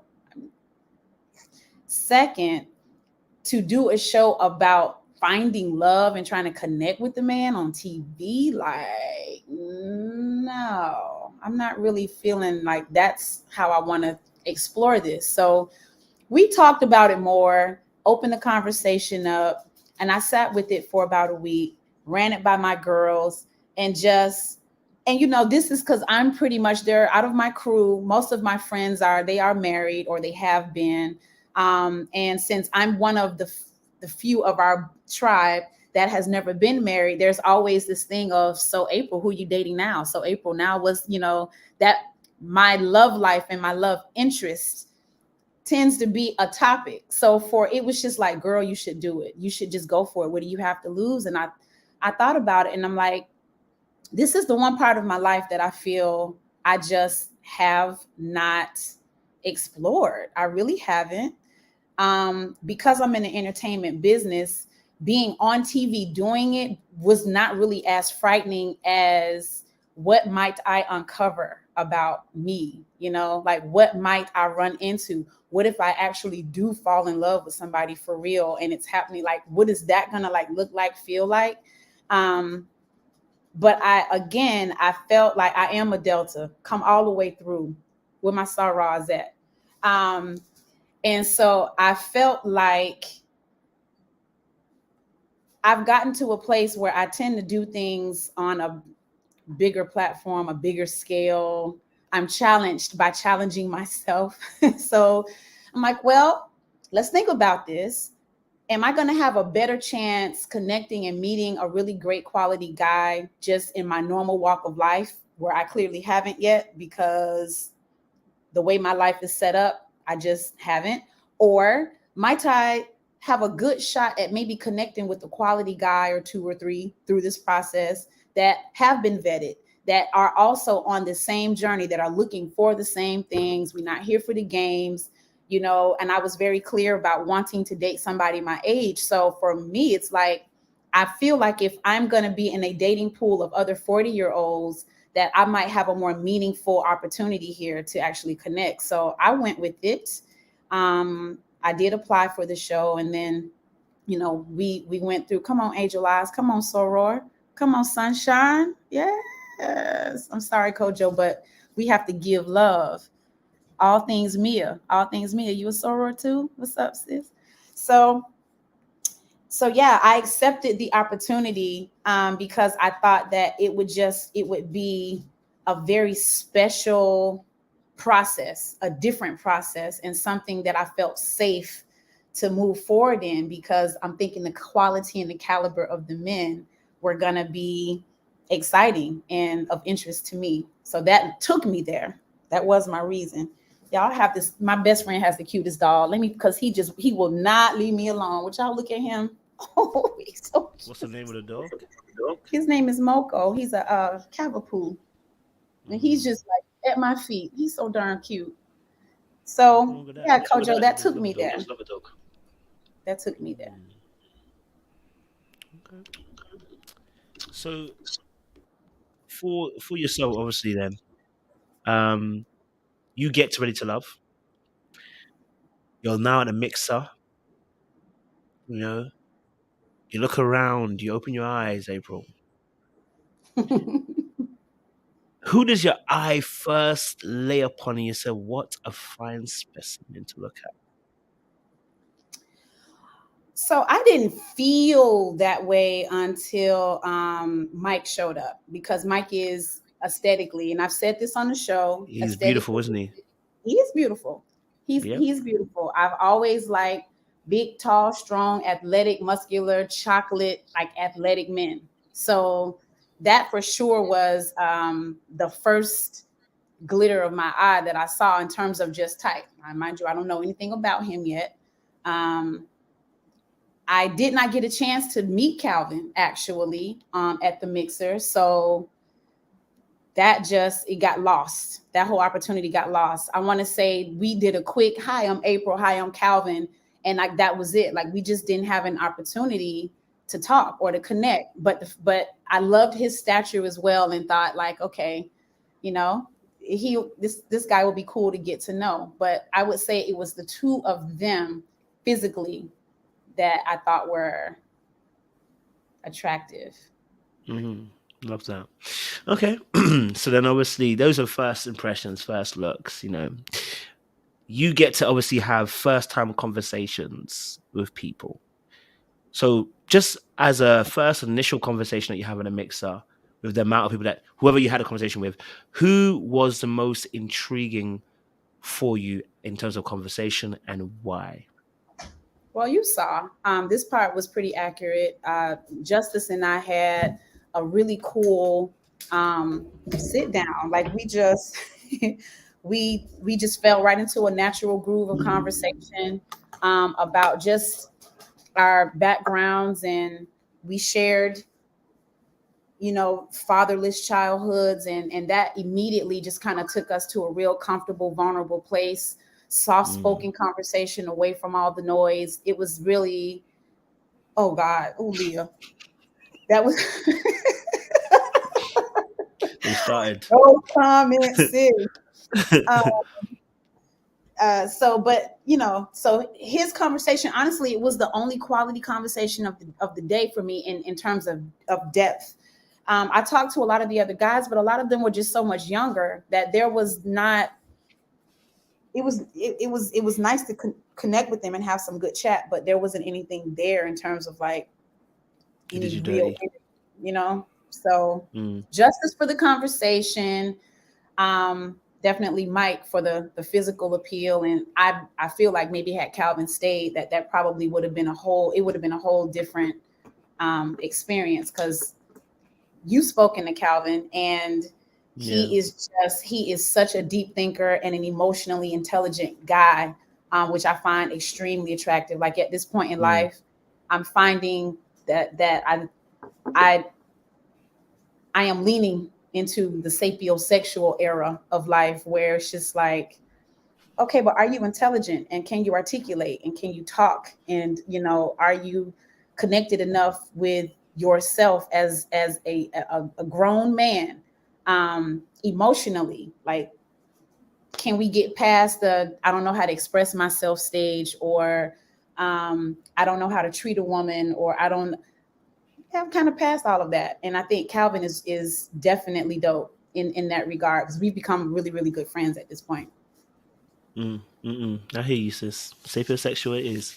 Okay, yeah. So your first initial kind of conversation with Justice was quite cool as well. As the process goes on, do you feel like you connect with anybody?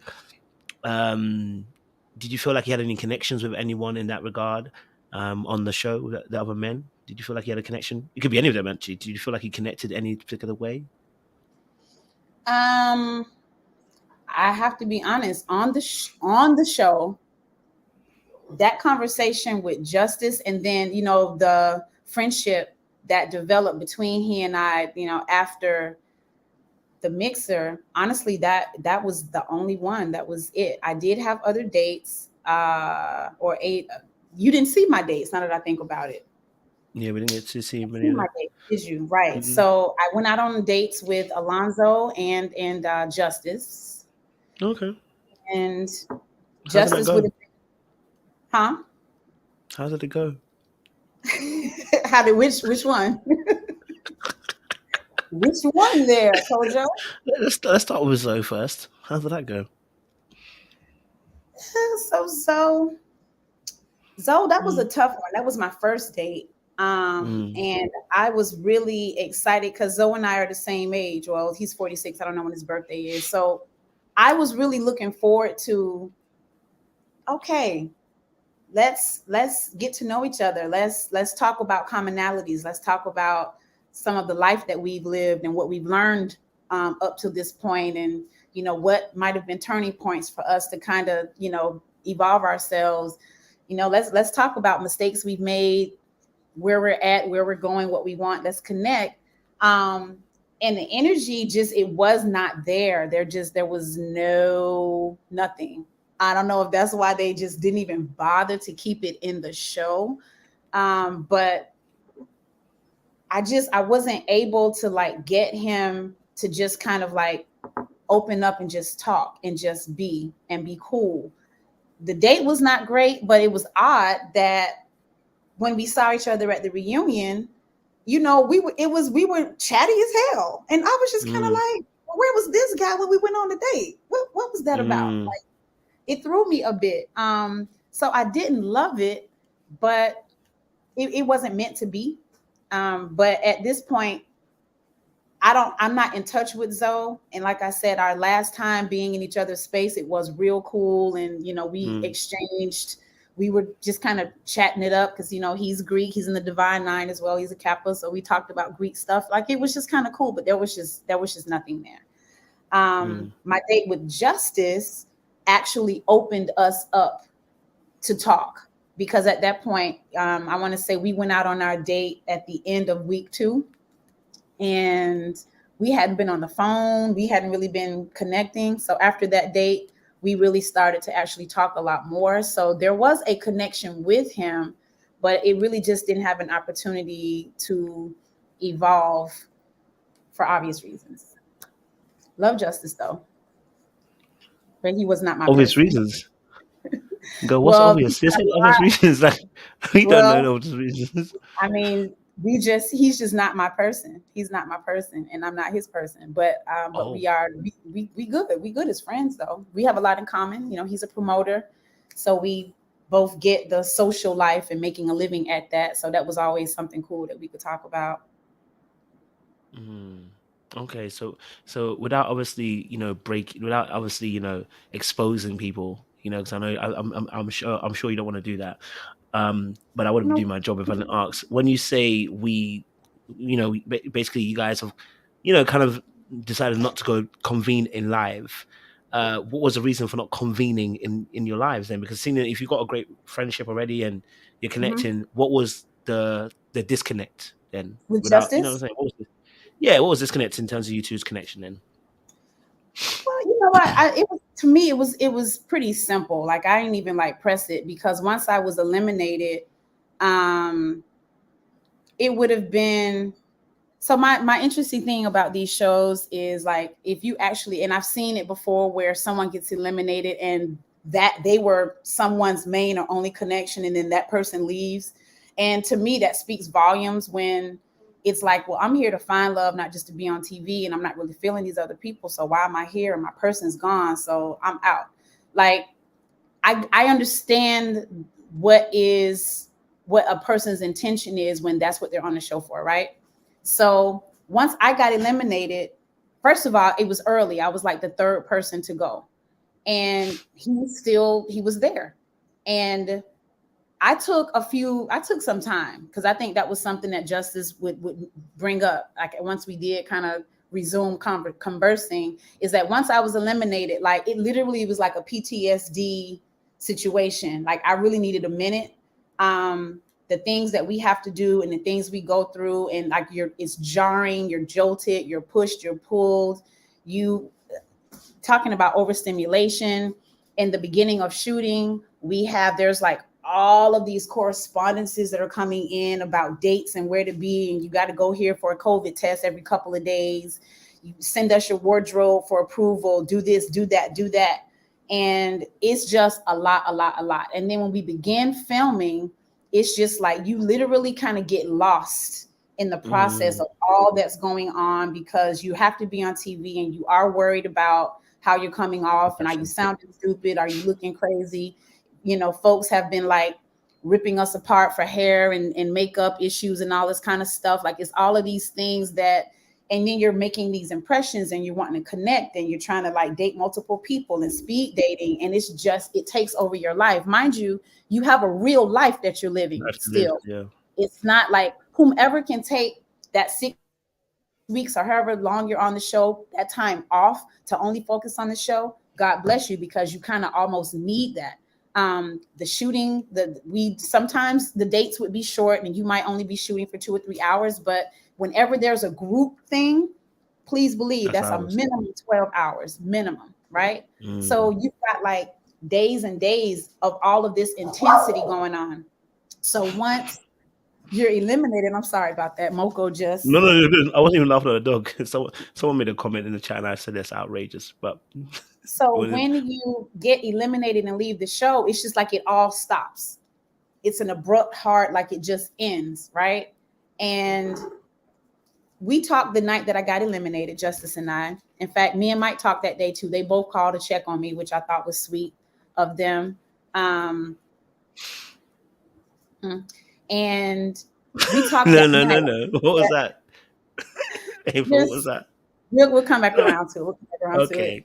That night was cool, but then I took a few days because we talked about emotional detachment, right?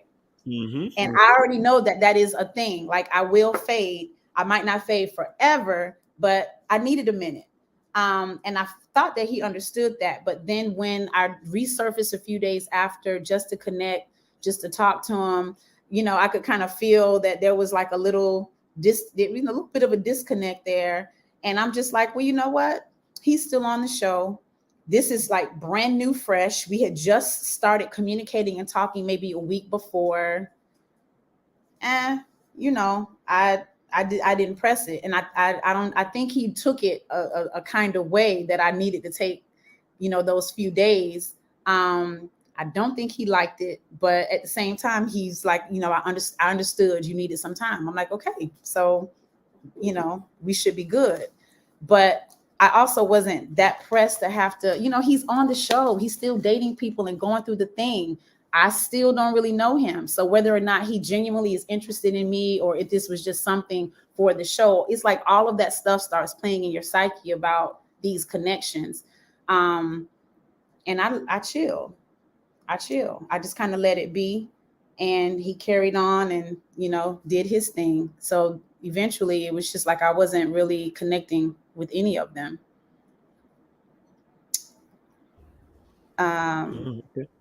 Was Justice reaching out to me during that time?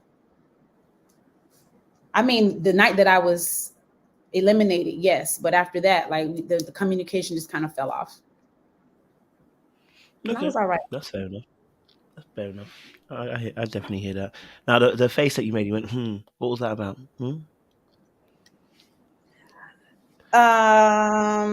Yeah, just that. So Mike and Justice were the only two men that I was in touch with. But so much has happened now that the show has aired. Because the other thing to keep in mind is we're not privy to a lot that's happening in real time. All of us are seeing a lot of what was said and people's sentiments and what people were doing at the time. We're seeing it right now. So, Mike and I definitely had developed a friendship. But, I was not pleased with how my elimination episode was handled because it was so freaking inaccurate. I was just like, who are they even talking about? Like they kind of created somebody in my form to be this person that they needed to eliminate. It's kind of how it felt. And so I wasn't pleased on how Mike was portrayed with me in that situation, given that we were friends, at this very time that it was happening. Looking back now at his confessionals and just kind of how he was handling me in his comments, it was just kind of like, really, friend? That's what we do? So I was disappointed there as well. But bygones, like is really okay, because definitely can be cool with Mike, but I did find that he is not my person. So there was nothing for me to even hang any expectations on or anything. Like it was really all right. I didn't need to be expecting anything of him. We want to, let me play a little clip because then you can explain to us what happened in your eyes, Okay. Hello. How you doing? I'm wonderful. How you? I slide in on Kayla and Mike's conversation. I could tell she wasn't really that happy about it, but you think I hesitated? Please. My April, you did not hesitate, baby. Okay. Run us through the play-by-play. What happened there, babe? Okay, so let me tell you what happened there. So from watching previous seasons of this show, I absolutely hate when the woman comes and interrupts a conversation going on. Hate it. So in that moment, and I'm gonna keep it way 100 because I hated the way I was done in that episode. Okay. I was asked to go over and interrupt their conversation, which I hesitated, and I'm like, I really don't want to do that. They're talking. Let them bond. I can talk to Mike after they're done, or can we segue into this in a better, like, I don't want to interrupt. No. We really need this. We need you to go over. We need you to go over now, interrupt the conversation. So that explains the whole plot down of me now, like finding a way to like join their conversation. It really wasn't necessarily what I wanted to do, but I'm understanding that this is how this goes. And okay, I guess I have to be that girl this episode to interrupt, this bond. This other thing that I'm going to point out is the tiny piece that was shown on the show. I was baffled because there was a whole conversation around what set that up. I'm going to be real. I don't know if Mike is on this or if he'll see it, but this is what the truth is. Shame the devil. in episode 2, we had our first ladies lounge. And I said what I said in regards to there being no energy with Mike. I got it. I picked it up at the mixer because when we did have a conversation at the mixer, it was me that was like, hey, Mike, we haven't talked. Let's have a sit down. It wasn't like Mike was coming for me or anything. So I'm already needing to like introduce myself and make at least the initial effort for us to have a sit down.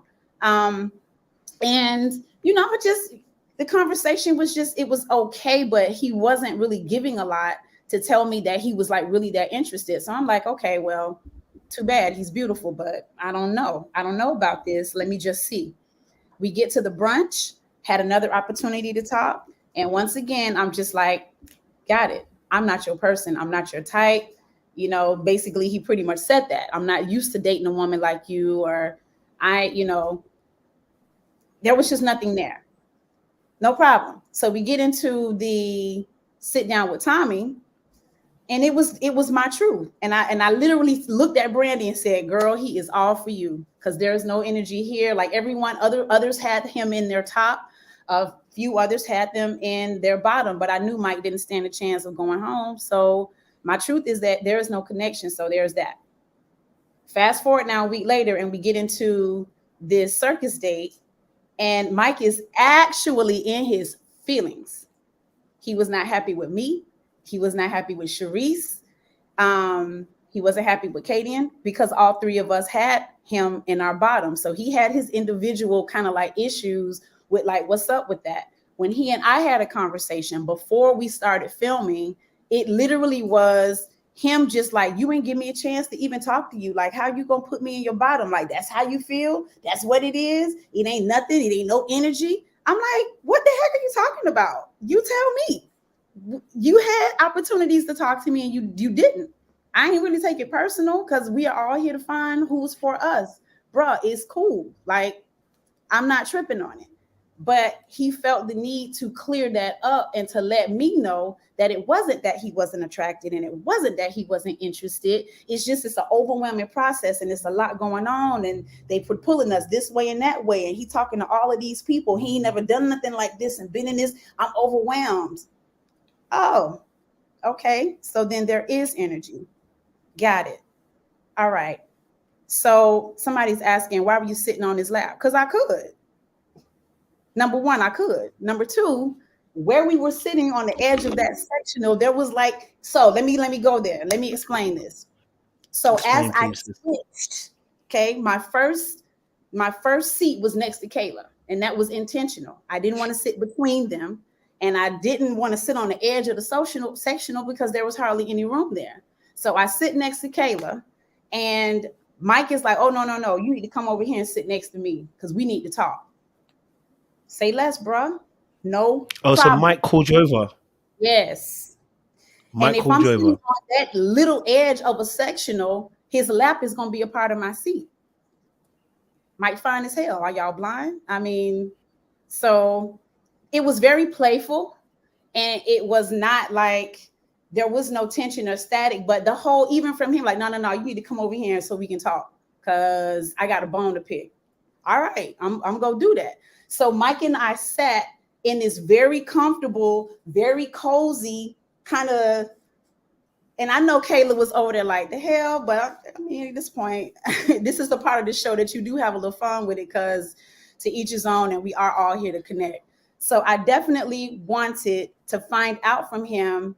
Now I'm confused because you weren't giving me any energy, but now that I put you on my bottom, you upset about that, and you want to open this up and now drive to me that you do have interest. None of that gets captured in. I mean, and we were going back and forth playfully for a good while. Like, there was plenty for them to have used from that scene in terms of our dialogue.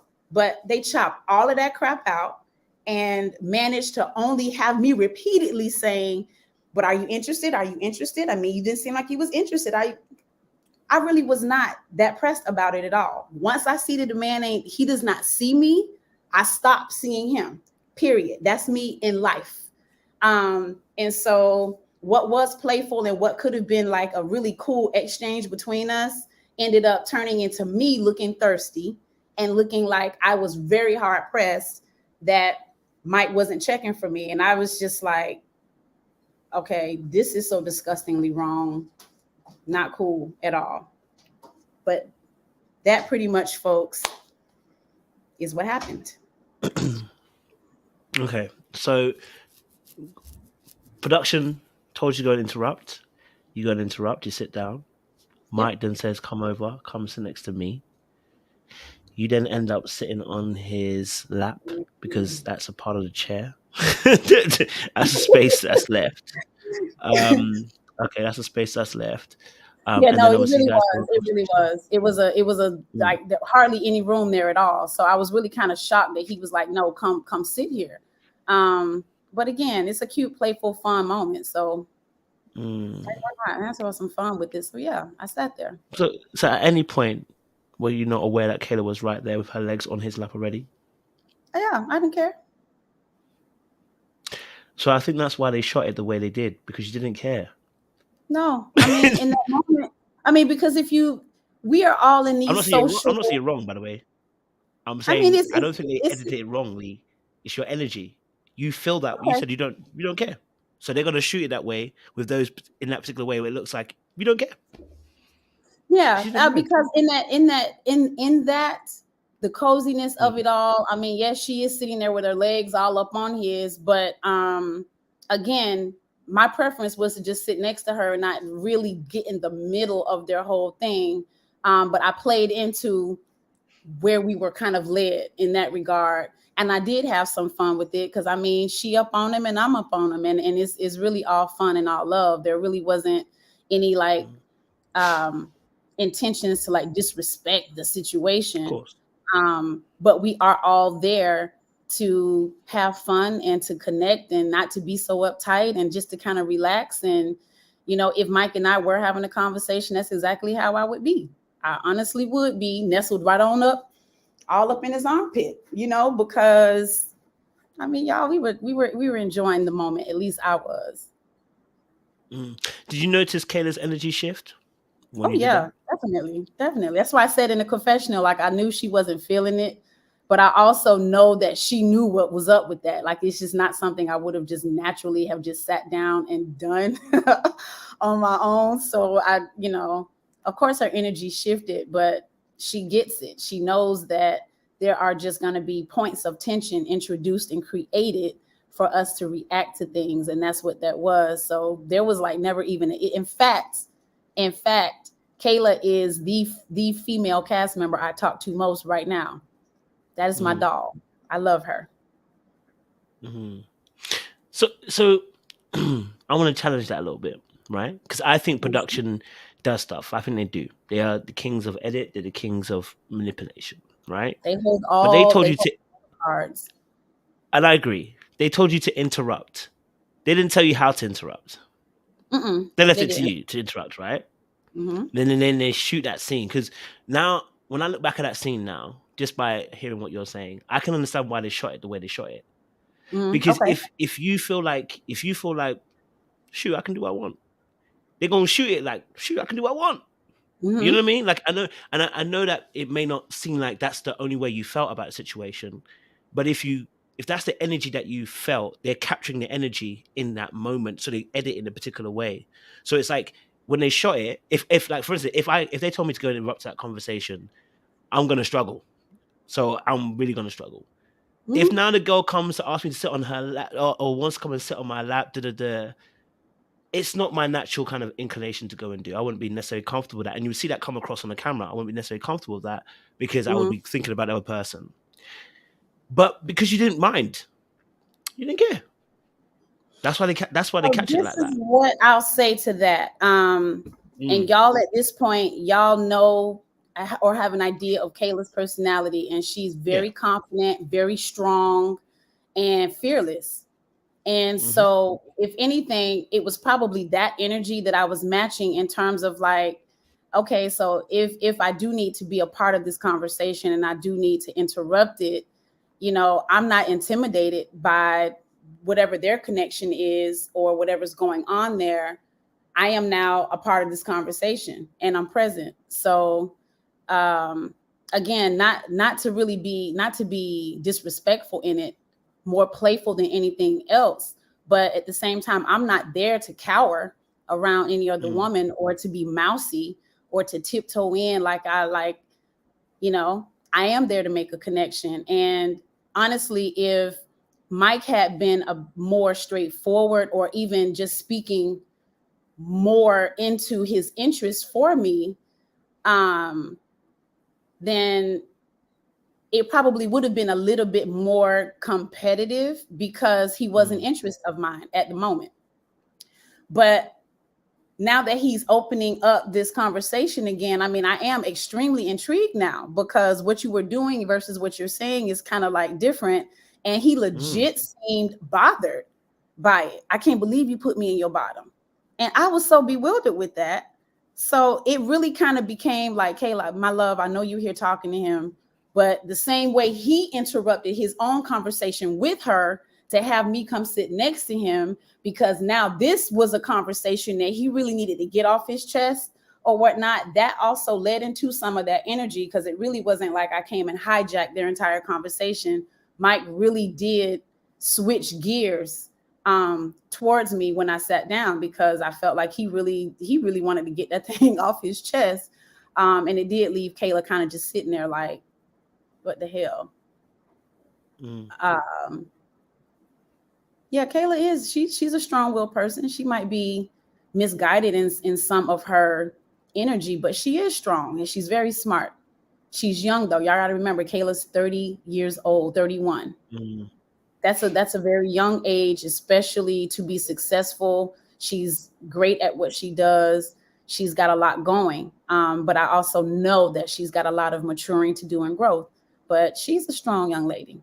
Y'all got to give us a little grace. You know, a lot of what I think gets missed on this show is that we are regular people. Like, none of us are celebrities. We're regular people.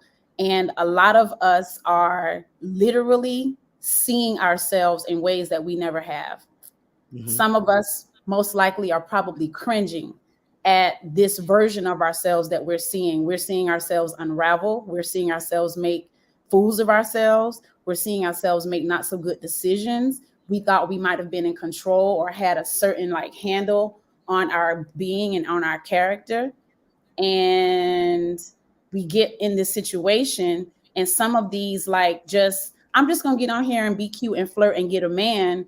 Yeah, that sounds like what the show is about, but it's interesting how the psychology of it, the psychoanalysis of it, how so much about our actual the flaws in us just start taking over, because it just naturally happens, as y'all have been seeing unfold on the show. So I just went there to say that y'all got to think about, you're probably thinking, if it were me, I would not have done that. But you really cannot say that, because there are cameras rolling around you all the time. And eventually it gets past you just doing things because you know the camera's rolling. Now you're saying, you're being your true self, your true authentic self. Now you're actually wading through your feelings. You're wading through your own sensibilities as you're trying to figure out and navigate this process, which is really, really not easy. This thing, whoever sat with this and created this show, they really are very smart people, because of all the dynamics that go into you ultimately finding love. And it's a lot of distractions in the way. It's a lot of smoky mirrors. You've got people who really aren't there for love at all. It's a lot. So we are like literally we're trying to do the best we can to navigate ourselves, find love, make ourselves look good. And it doesn't always come off because we're imperfect. So, y'all go easy on us. We appreciate that y'all are like so dialed into our processes. I think people are connecting with us in different ways. There are lots of viewers who see themselves in us. So that's what makes people latch on, which I think is wonderful. but you have to give grace for the human nature of folks and just like folks' individual processes. You got people who come through this process and they lose themselves. They get completely lost. You got people who like are kind of like messed up that have to like really do some work with themselves after leaving a show like this because of all that it opens up. And then the public scrutiny, it's rough and you got to have thick skin to deal. No, I agree with 100%. I always find it interesting because I think we talk about this on the channel a lot, so I won't even like pretend that we don't talk about it. We talk about the time, which is there's the you that you want to present, and there is the you that you live with, and there's the you that unfortunately is dark. And what this show produces is the darkness in you, and many people are not acquainted with their own dark self, which is why we ask the questions a bit further on, because like that scene with yourself, Mike and Kayla, when I said obviously yes, I would be apprehensive, I also know I do acting. I could do it and I would own it and I would like, yeah, that's me. It will be very dark and you wouldn't like, and people would not like that aspect of me, but I already know that part is of me. I can be rude, I can be obnoxious, I can be prideful. Shoot, I can be a know-it-all. So if they show those parts of me, you're going to see it, because unfortunately, that's the stuff that's probably going to sell on TV. This is me. You probably see me trying to counsel people when it's the wrong time, because that's me. You know, those aspects that are not great about me, they're going to show up because that's what they're looking for. Unfortunately, the TV show thrives on those darker aspects of our nature. You know what I mean? So, yeah, I hear what you're saying. You know, I so think that I'm gonna be on a sentiment. And April, imagine. Bro, you went over there and you knew exactly when they told you to go. You went okay. You would have gone there originally. I don't think you would have gone there out of your own volition. But once they gave you the green light to go, there's an aspect of you who's like, I can go. Then I'm gonna go. I mean, impressions are still being made. Your interest level in these guys. You're still needing to leave an impression. And I'm a confident person. And so that was just like that was a bizarre, sticky, tricky kind of like thing to even like, okay, so how do I do this and not be obnoxious? How do I do this and not be like, how? And in my mind, the only thing I could think of was I'm gonna sit next to Kayla because I am mindful that they are having a conversation.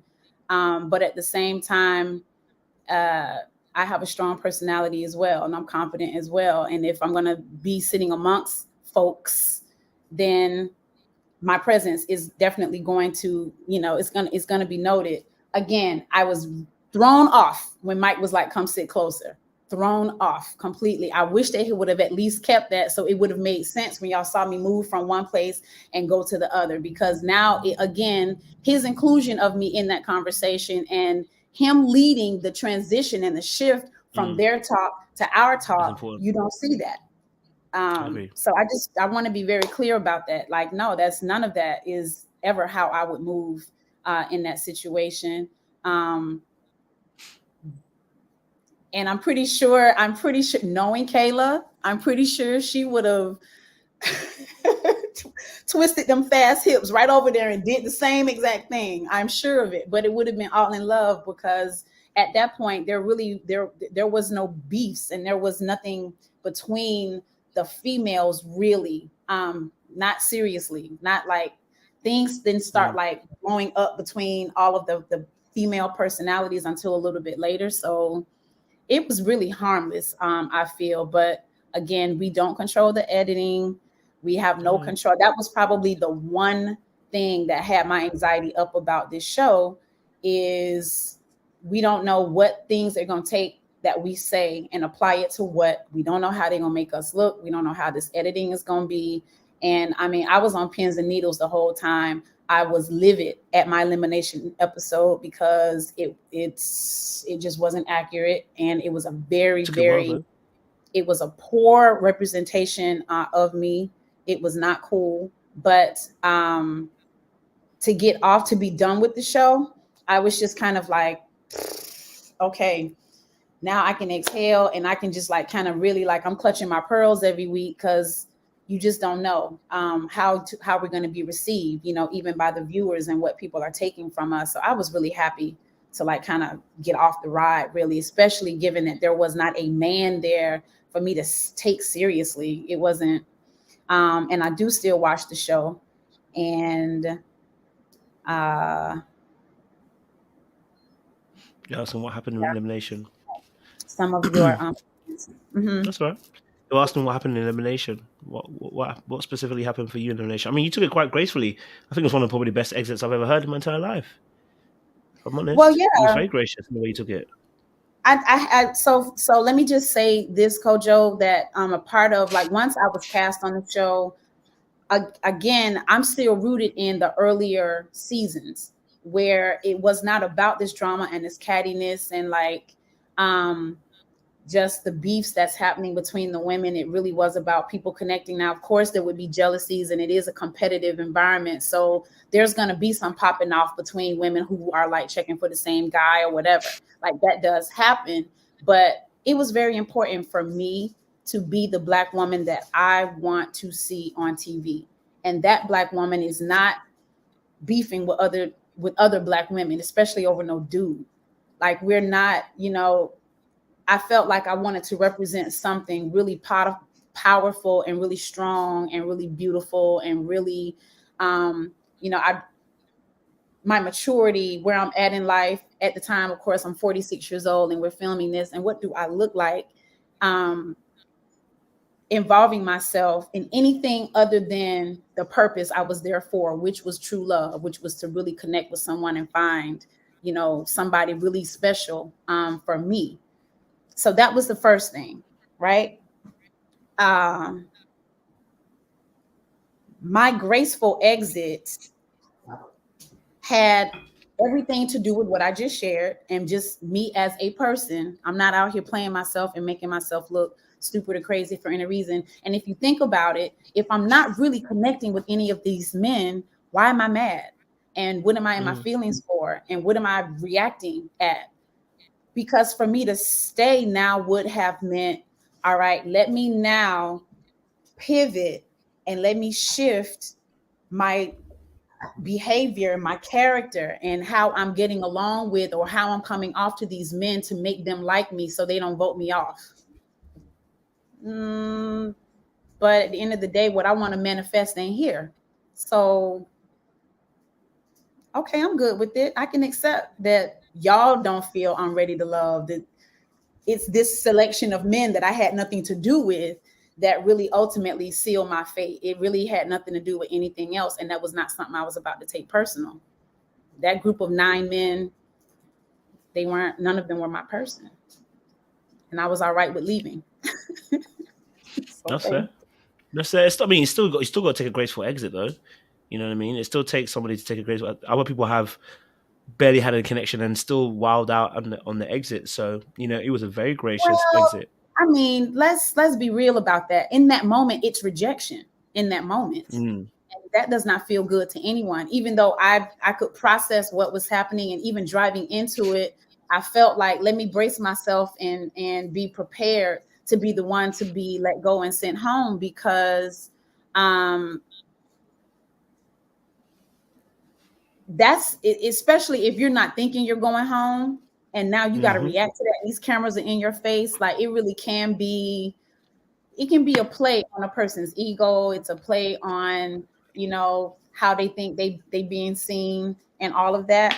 It does not feel good. Even to me in that moment, knowing what I knew, it still didn't feel good. I would have loved to have just left on my own terms. I didn't expect it to happen quite that quickly. But again, and it's with LJ. And at that point, LJ and I had only spoken at the mixer. We didn't have any other interaction. So again, what am I showing out for and losing my cool and my composure at LJ over this decision that I knew how I wanted to handle myself. So.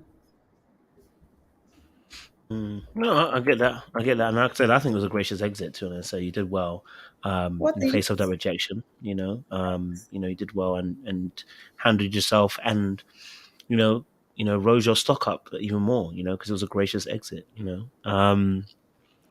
So obviously, coming to the end of that process, you know, and looking back at the process now, what are some of the learns you've gained from being on the show? What were some of the learns? Some of the learns.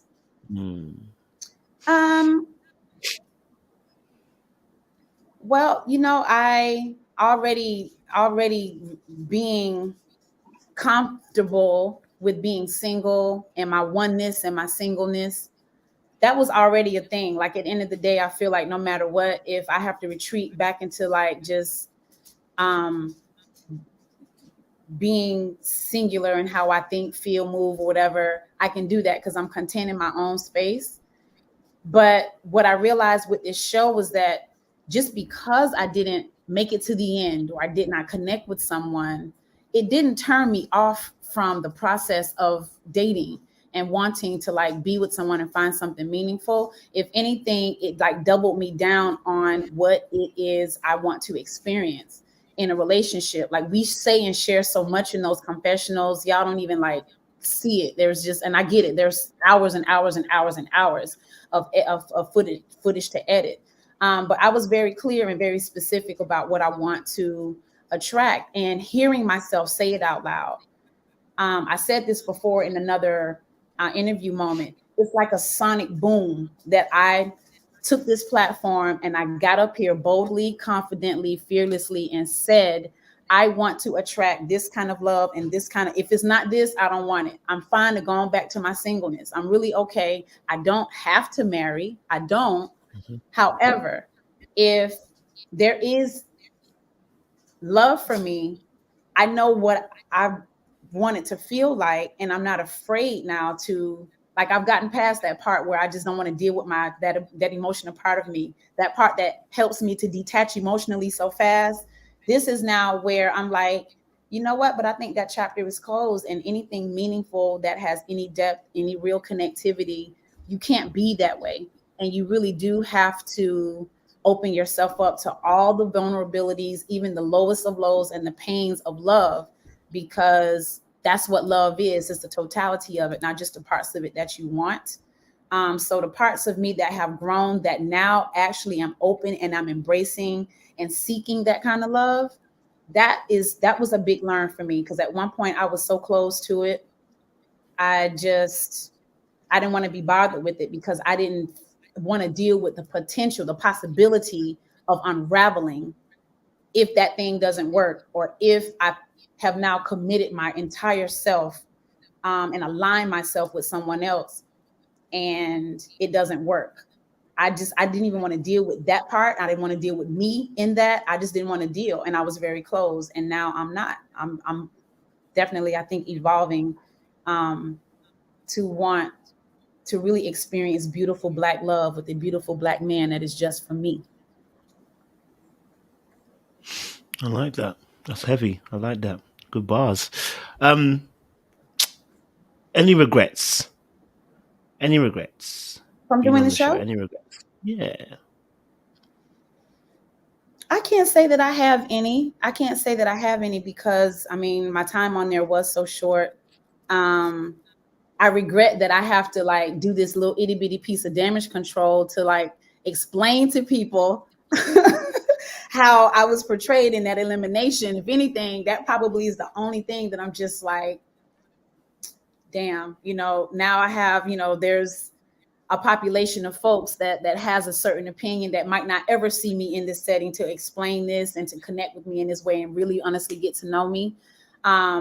But that is also why these platforms are important. Kojo, what you're doing for the cast of all of these different shows is really great, because someone said in the chat, if it's in you, it's going to show up, which is true. And I have had an opportunity here on your platform and with your dope viewers to just connect and talk, so y'all can really get to know me and deduce for yourselves, you know. I know it was way back. A lot of people are like, I don't even remember her. I understand, because it was a long while ago. They didn't show any of my dates. They didn't have me featured really in anything. I still don't even know why that is exactly. Like, they minimized. And for a minute there, I'm just like, why was I even cast? I'm not even understanding it. But I am here, and I'm grateful for the opportunity to share and connect with y'all. And I see y'all Oh, I too. appreciate it. No, we appreciate that, man. And we appreciate you sharing your thoughts, and sharing your viewpoints as well. So, we appreciate the honesty as well. And those who obviously watch the show intently remember you, to be honest. Those who don't remember, I don't think they watch the show as clearly as they do. But those of us who watch it intently, I remember you. People remember you. You know what I mean? Excellent. Well, good. Yeah. And we can stay connected. We can stay connected. I'm on the socials. I'm here. We can stay connected. No worries at all. I have people saying I'm fuzzy. It just doesn't look as clear. It goes in and out, but you're good now. Yeah, it does go a bit in and out. I'm sorry, y'all. I don't know what to do about it. That's okay. It's okay. It's not a problem at all. It's not a problem at all. So so what's the weekend hold for you? Say it again. Huh? What did you say? What happened? I didn't hear what you said. Oh, I don't know. It mustn't. I think it was just the sound. It wasn't me. What do you hear? What do you hear? Huh? So just for you then, obviously, is there anything we can support? Anything that we can get behind? Anything we can, promote for you as well? I would love that. What a great question, and thanks. I do have some business ventures. I'm sorry, y'all, that it was fuzzy. I am seeing a clear picture from where I'm sitting, and I have no idea what to do about it. So I apologize. But as we wrap up, because I know like folks are saying we going on 3 hours, or 2 hours. Don't worry about that. We sometimes go for 4. You're good. You're in good Ooh, numbers. Okay, well, great. Thank you. I have some business ventures that I am developing. So I'll share those when it's a better time to beauty things. I'm really inspired because I have had lots of really great comments and compliments about my skin and beauty routine. So I'm like, oh, shoot, y'all want to talk about that?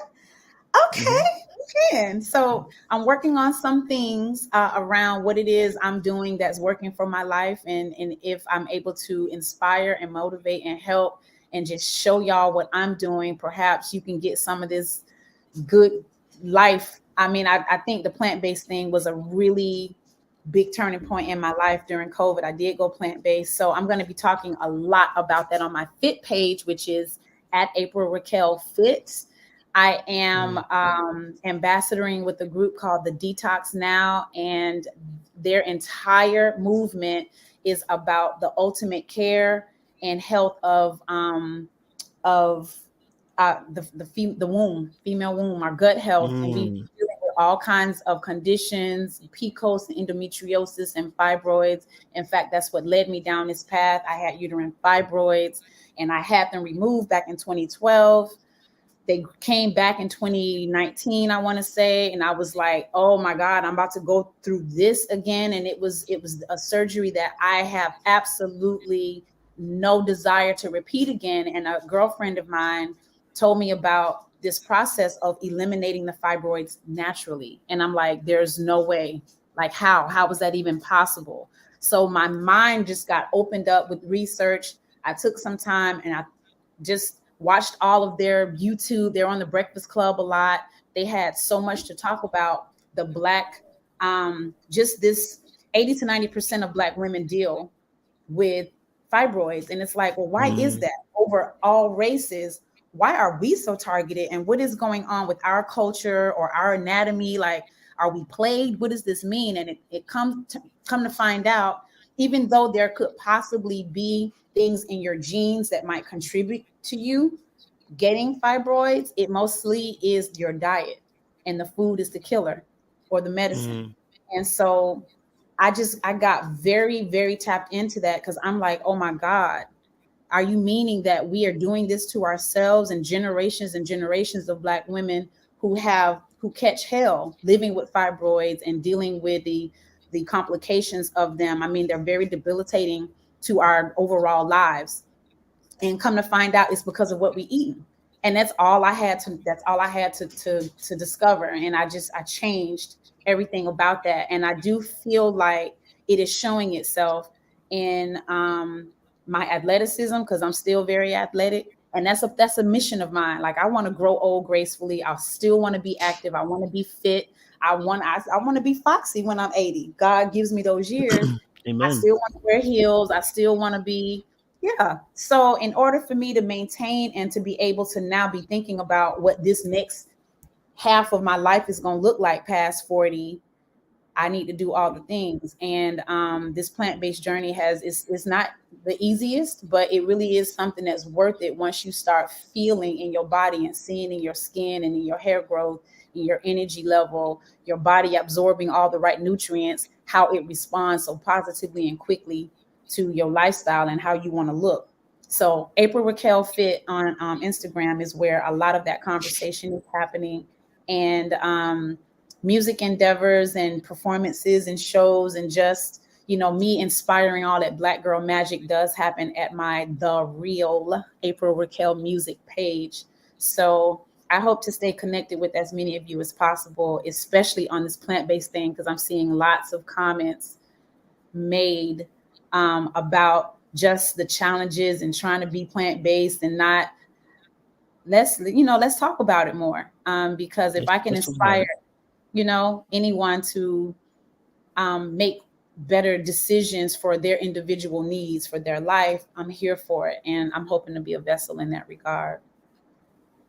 Oh, definitely. Listen, I mean, if you ever want to use this platform to talk about it, it'll be good, because obviously my audience is predominantly women anyway. Yeah, why not? The audience is predominantly women. If it helps women, yeah, if it helps women, because my audience is predominantly women, so why not? It should have people that can inspire them and help them as well. So, yeah, I would love that. I'm gonna hold you to it now, Kojo. So don't blow me off when I reach out and I'm ready to bring some gems. Yes, I'm gonna hold you to it.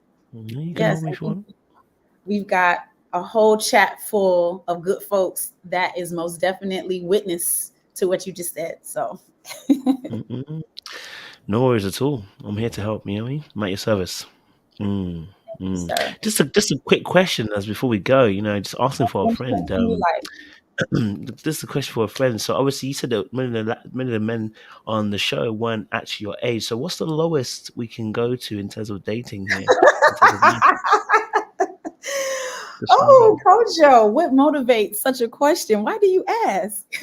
No, I have a friend. In fact,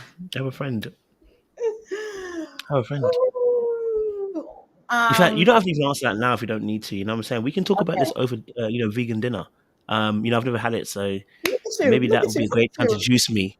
You know what I mean? And then you can, we can talk about granolas. I mean, because I've never had that either. So, a lot of sexy energy happens in the kitchen preparing meals together, Kojo. That's what I'm trying to say. And listen, I don't mind getting my hands dirty. It's a whole vibe. Yeah, I don't mind. Listen, put me to work. I'm ready to go. Hey, careful. But listen, it's been a great conversation, April. Thank you so much. I honestly, I appreciate it. And you've been a breath of fresh air. You've been vibrant. You've been energy. You know what I'm saying? Yes. You're not just beautiful, but your mind is beautiful too. And we appreciate you sharing, you being vulnerable and being real and truthful. And I think it's helped a lot of people as well in the chat, as we've seen by the comments. So yeah, definitely would love to have you back here again. And yeah, talking about, helping people out. Because I have heard about the natural eating for fibroids, actually, and because I have a friend also who's gone through something like that as well, it'll be very interesting to discuss something like that, actually. Oh my God, I love that. In fact, look at that. Look at Black Tornado. I see you. Oh yeah, I love that you're open. Listen. It's all kind of matchmaking trying to happen all off in your chat room. But I'd love to set that up. Coach Jessie is she's the owner of the Detox Now, and there's science to back up the efforts that they have made. The shift to this plant-based life, you need support, you need recipes, you need how-tos. I'm even gonna be doing some, because again, I'm a regular girl, I'm not a cook. I was always active growing up. I didn't spend time in the kitchen up underneath my mom and my grandma learning stuff. So even at this adult age, it comes down to okay, I need recipes so I can know what I'm doing. And an average everyday person can totally do this. You can totally do it once you start realizing what is happening in the body when you digest certain things. And I'm happy to help your friend. In fact, you can message me when we're done here so that I can maybe be more in touch with her to help connect her with the Detox Now and with Coach Jessie, because this is a for real thing. I know what fibroids does to a woman. I know how it debilitates us. And I don't want to get gross on this chat and talk about specifics, but many of us, we need solutions to it. And it somehow, like, it eludes us to think that it's something as simple as food. There is no surgical procedure that's going to help you permanently with fibroids, aside from a hysterectomy. And that's a whole nother conversation. For that to be the thing that Black women are told, this is the only way to handle it, is to have your lady part snatched out so you can't reproduce. When I tell you this group they get real deep when it comes to that kind of thing. It's a matter of knowing the Black anatomy and our health needs. And for us to have the proper support, we need to be the ones that affect that. We need to be able to refer to experts and professionals in our community that knows what the Black anatomy needs in terms of healthcare. So it gets deep, but I am just here to tell y'all, like, I'm not having issues with my fibroids anymore. I'm not having digestive issues. And only when I do something bad or wrong do I have bloating. Like, it's just the way. And it's not just for women, it's for men too. And I understand we're committed to dairy. We're committed to meat. We ain't trying to give up our ribs. I get it. I know the power of cheese. I know the power of bacon. I get it. However, and I understand, I trust. It literally is a cognitive dissonance that happens where it's like the things you grew up eating and the traditions of your, family it's all we know. And we don't want to give those things up or divorce ourselves from them. But the truth is, some of those traditions are killing us and shortening our lifespans and shortening our quality of life. And it's at the end of the day, do you want to commit yourself to being able to eat soul food Sunday dinner every week? Or do you want to commit yourself to what can I be doing now so that I can move around without my limbs and my bones and joints hurting? How can I age and not have to now be taking a tray full of prescription meds because I've got a million conditions going on, all because of how I've chosen to eat my whole life? So listen, I would love to open that up. Sunshine said bacon and cheese are the kryptonites. I mean, it is true, but y'all, it's some amazing vegan alternatives. I promise they so good. Y'all rock with me, mess with me, because we're gonna explore some of this stuff, and I'm going to show y'all how you can still be gratified, satisfied, enjoy your meal, and literally be like cleansing and healing your body with every meal that you eat. It's real. I'm gonna trust you on that. Maybe I need to taste one of your plant-based meals because around here. Do y'all see this? Around here. I know he's coming to the States, Kojo, so you may have to make that happen. Yeah, if you're around, I know you're a busy woman. I can still minute of your time. True. True. All right. And veganism. Well, I appreciate it. That's true. I'm sorry, Kojo. I'm seeing some of the chat just talking about how expensive vegan. Look at it this way. Just look at it this way. Eating this lifestyle is expensive, but so is healthcare. Oh, you left. Oh, yes. I'm laughing at all the comments, by the way. I see. I feel like either way, you're gonna end up paying. You're gonna either pay in your daily, how you eat throughout your life, or you're gonna pay on the back end with health expenses. So it's either way, it's gonna cost you. It's true. Either way. This is very true. Okay, that's it. I'm done. We're gonna go. We're getting off this thing. You're good. Listen, audience members, thank you so much. You've been well behaved and you've been enjoying the chat. You've been involved. You've given us great commentary as well. Thank you very much to Also, sorry, Melissa. Apologies. To my honorary guest, April. Thank you so much for sharing your heart, sharing your mind with us as well. Welcome to the Sapiosexual Club as well. We welcome you. You know what I mean? It's around here is sapiosexual. But yeah, no, it's been fun. It's been vibes, and continue smiling, continue doing what you're doing, because we really do appreciate the energy that you bring as well. So much love and appreciation. Thank you so much, Kojo. Is there a way I can put my social stuff in the chat? I don't see where I can type it. Yeah. Well, I can put it in the chat for you, and I can put it in the description box as well. Please do. Please do. That way, yeah, I would love your page, so you can see this. And y'all, I promise, I'm not here to be pointing fingers and to be beating you over the head with my vegan talk. But if you just want to talk about the process and just explore it, please put April Raquel Fit for me, Kojo, because that's where all this health talk is happening. Raquel Fit one. Okay, yeah, I can see that. I'm not talking about this stuff as much on this other industry page, but just to enlighten y'all, I'm happy to share. So thank you guys so much for your time, Kojo. I appreciate this platform and this opportunity to connect and, just to kind of clear my name a little bit about that terrible elimination episode. Was it that bad? I'm trying to think. Was it that bad? I didn't think it was that bad, April. You didn't think it was that bad? I don't think it was that bad. Unless I'm missing something out. What was so bad about it? Oh Babe, you exited with absolute grace. Okay, yes. That part of it I did.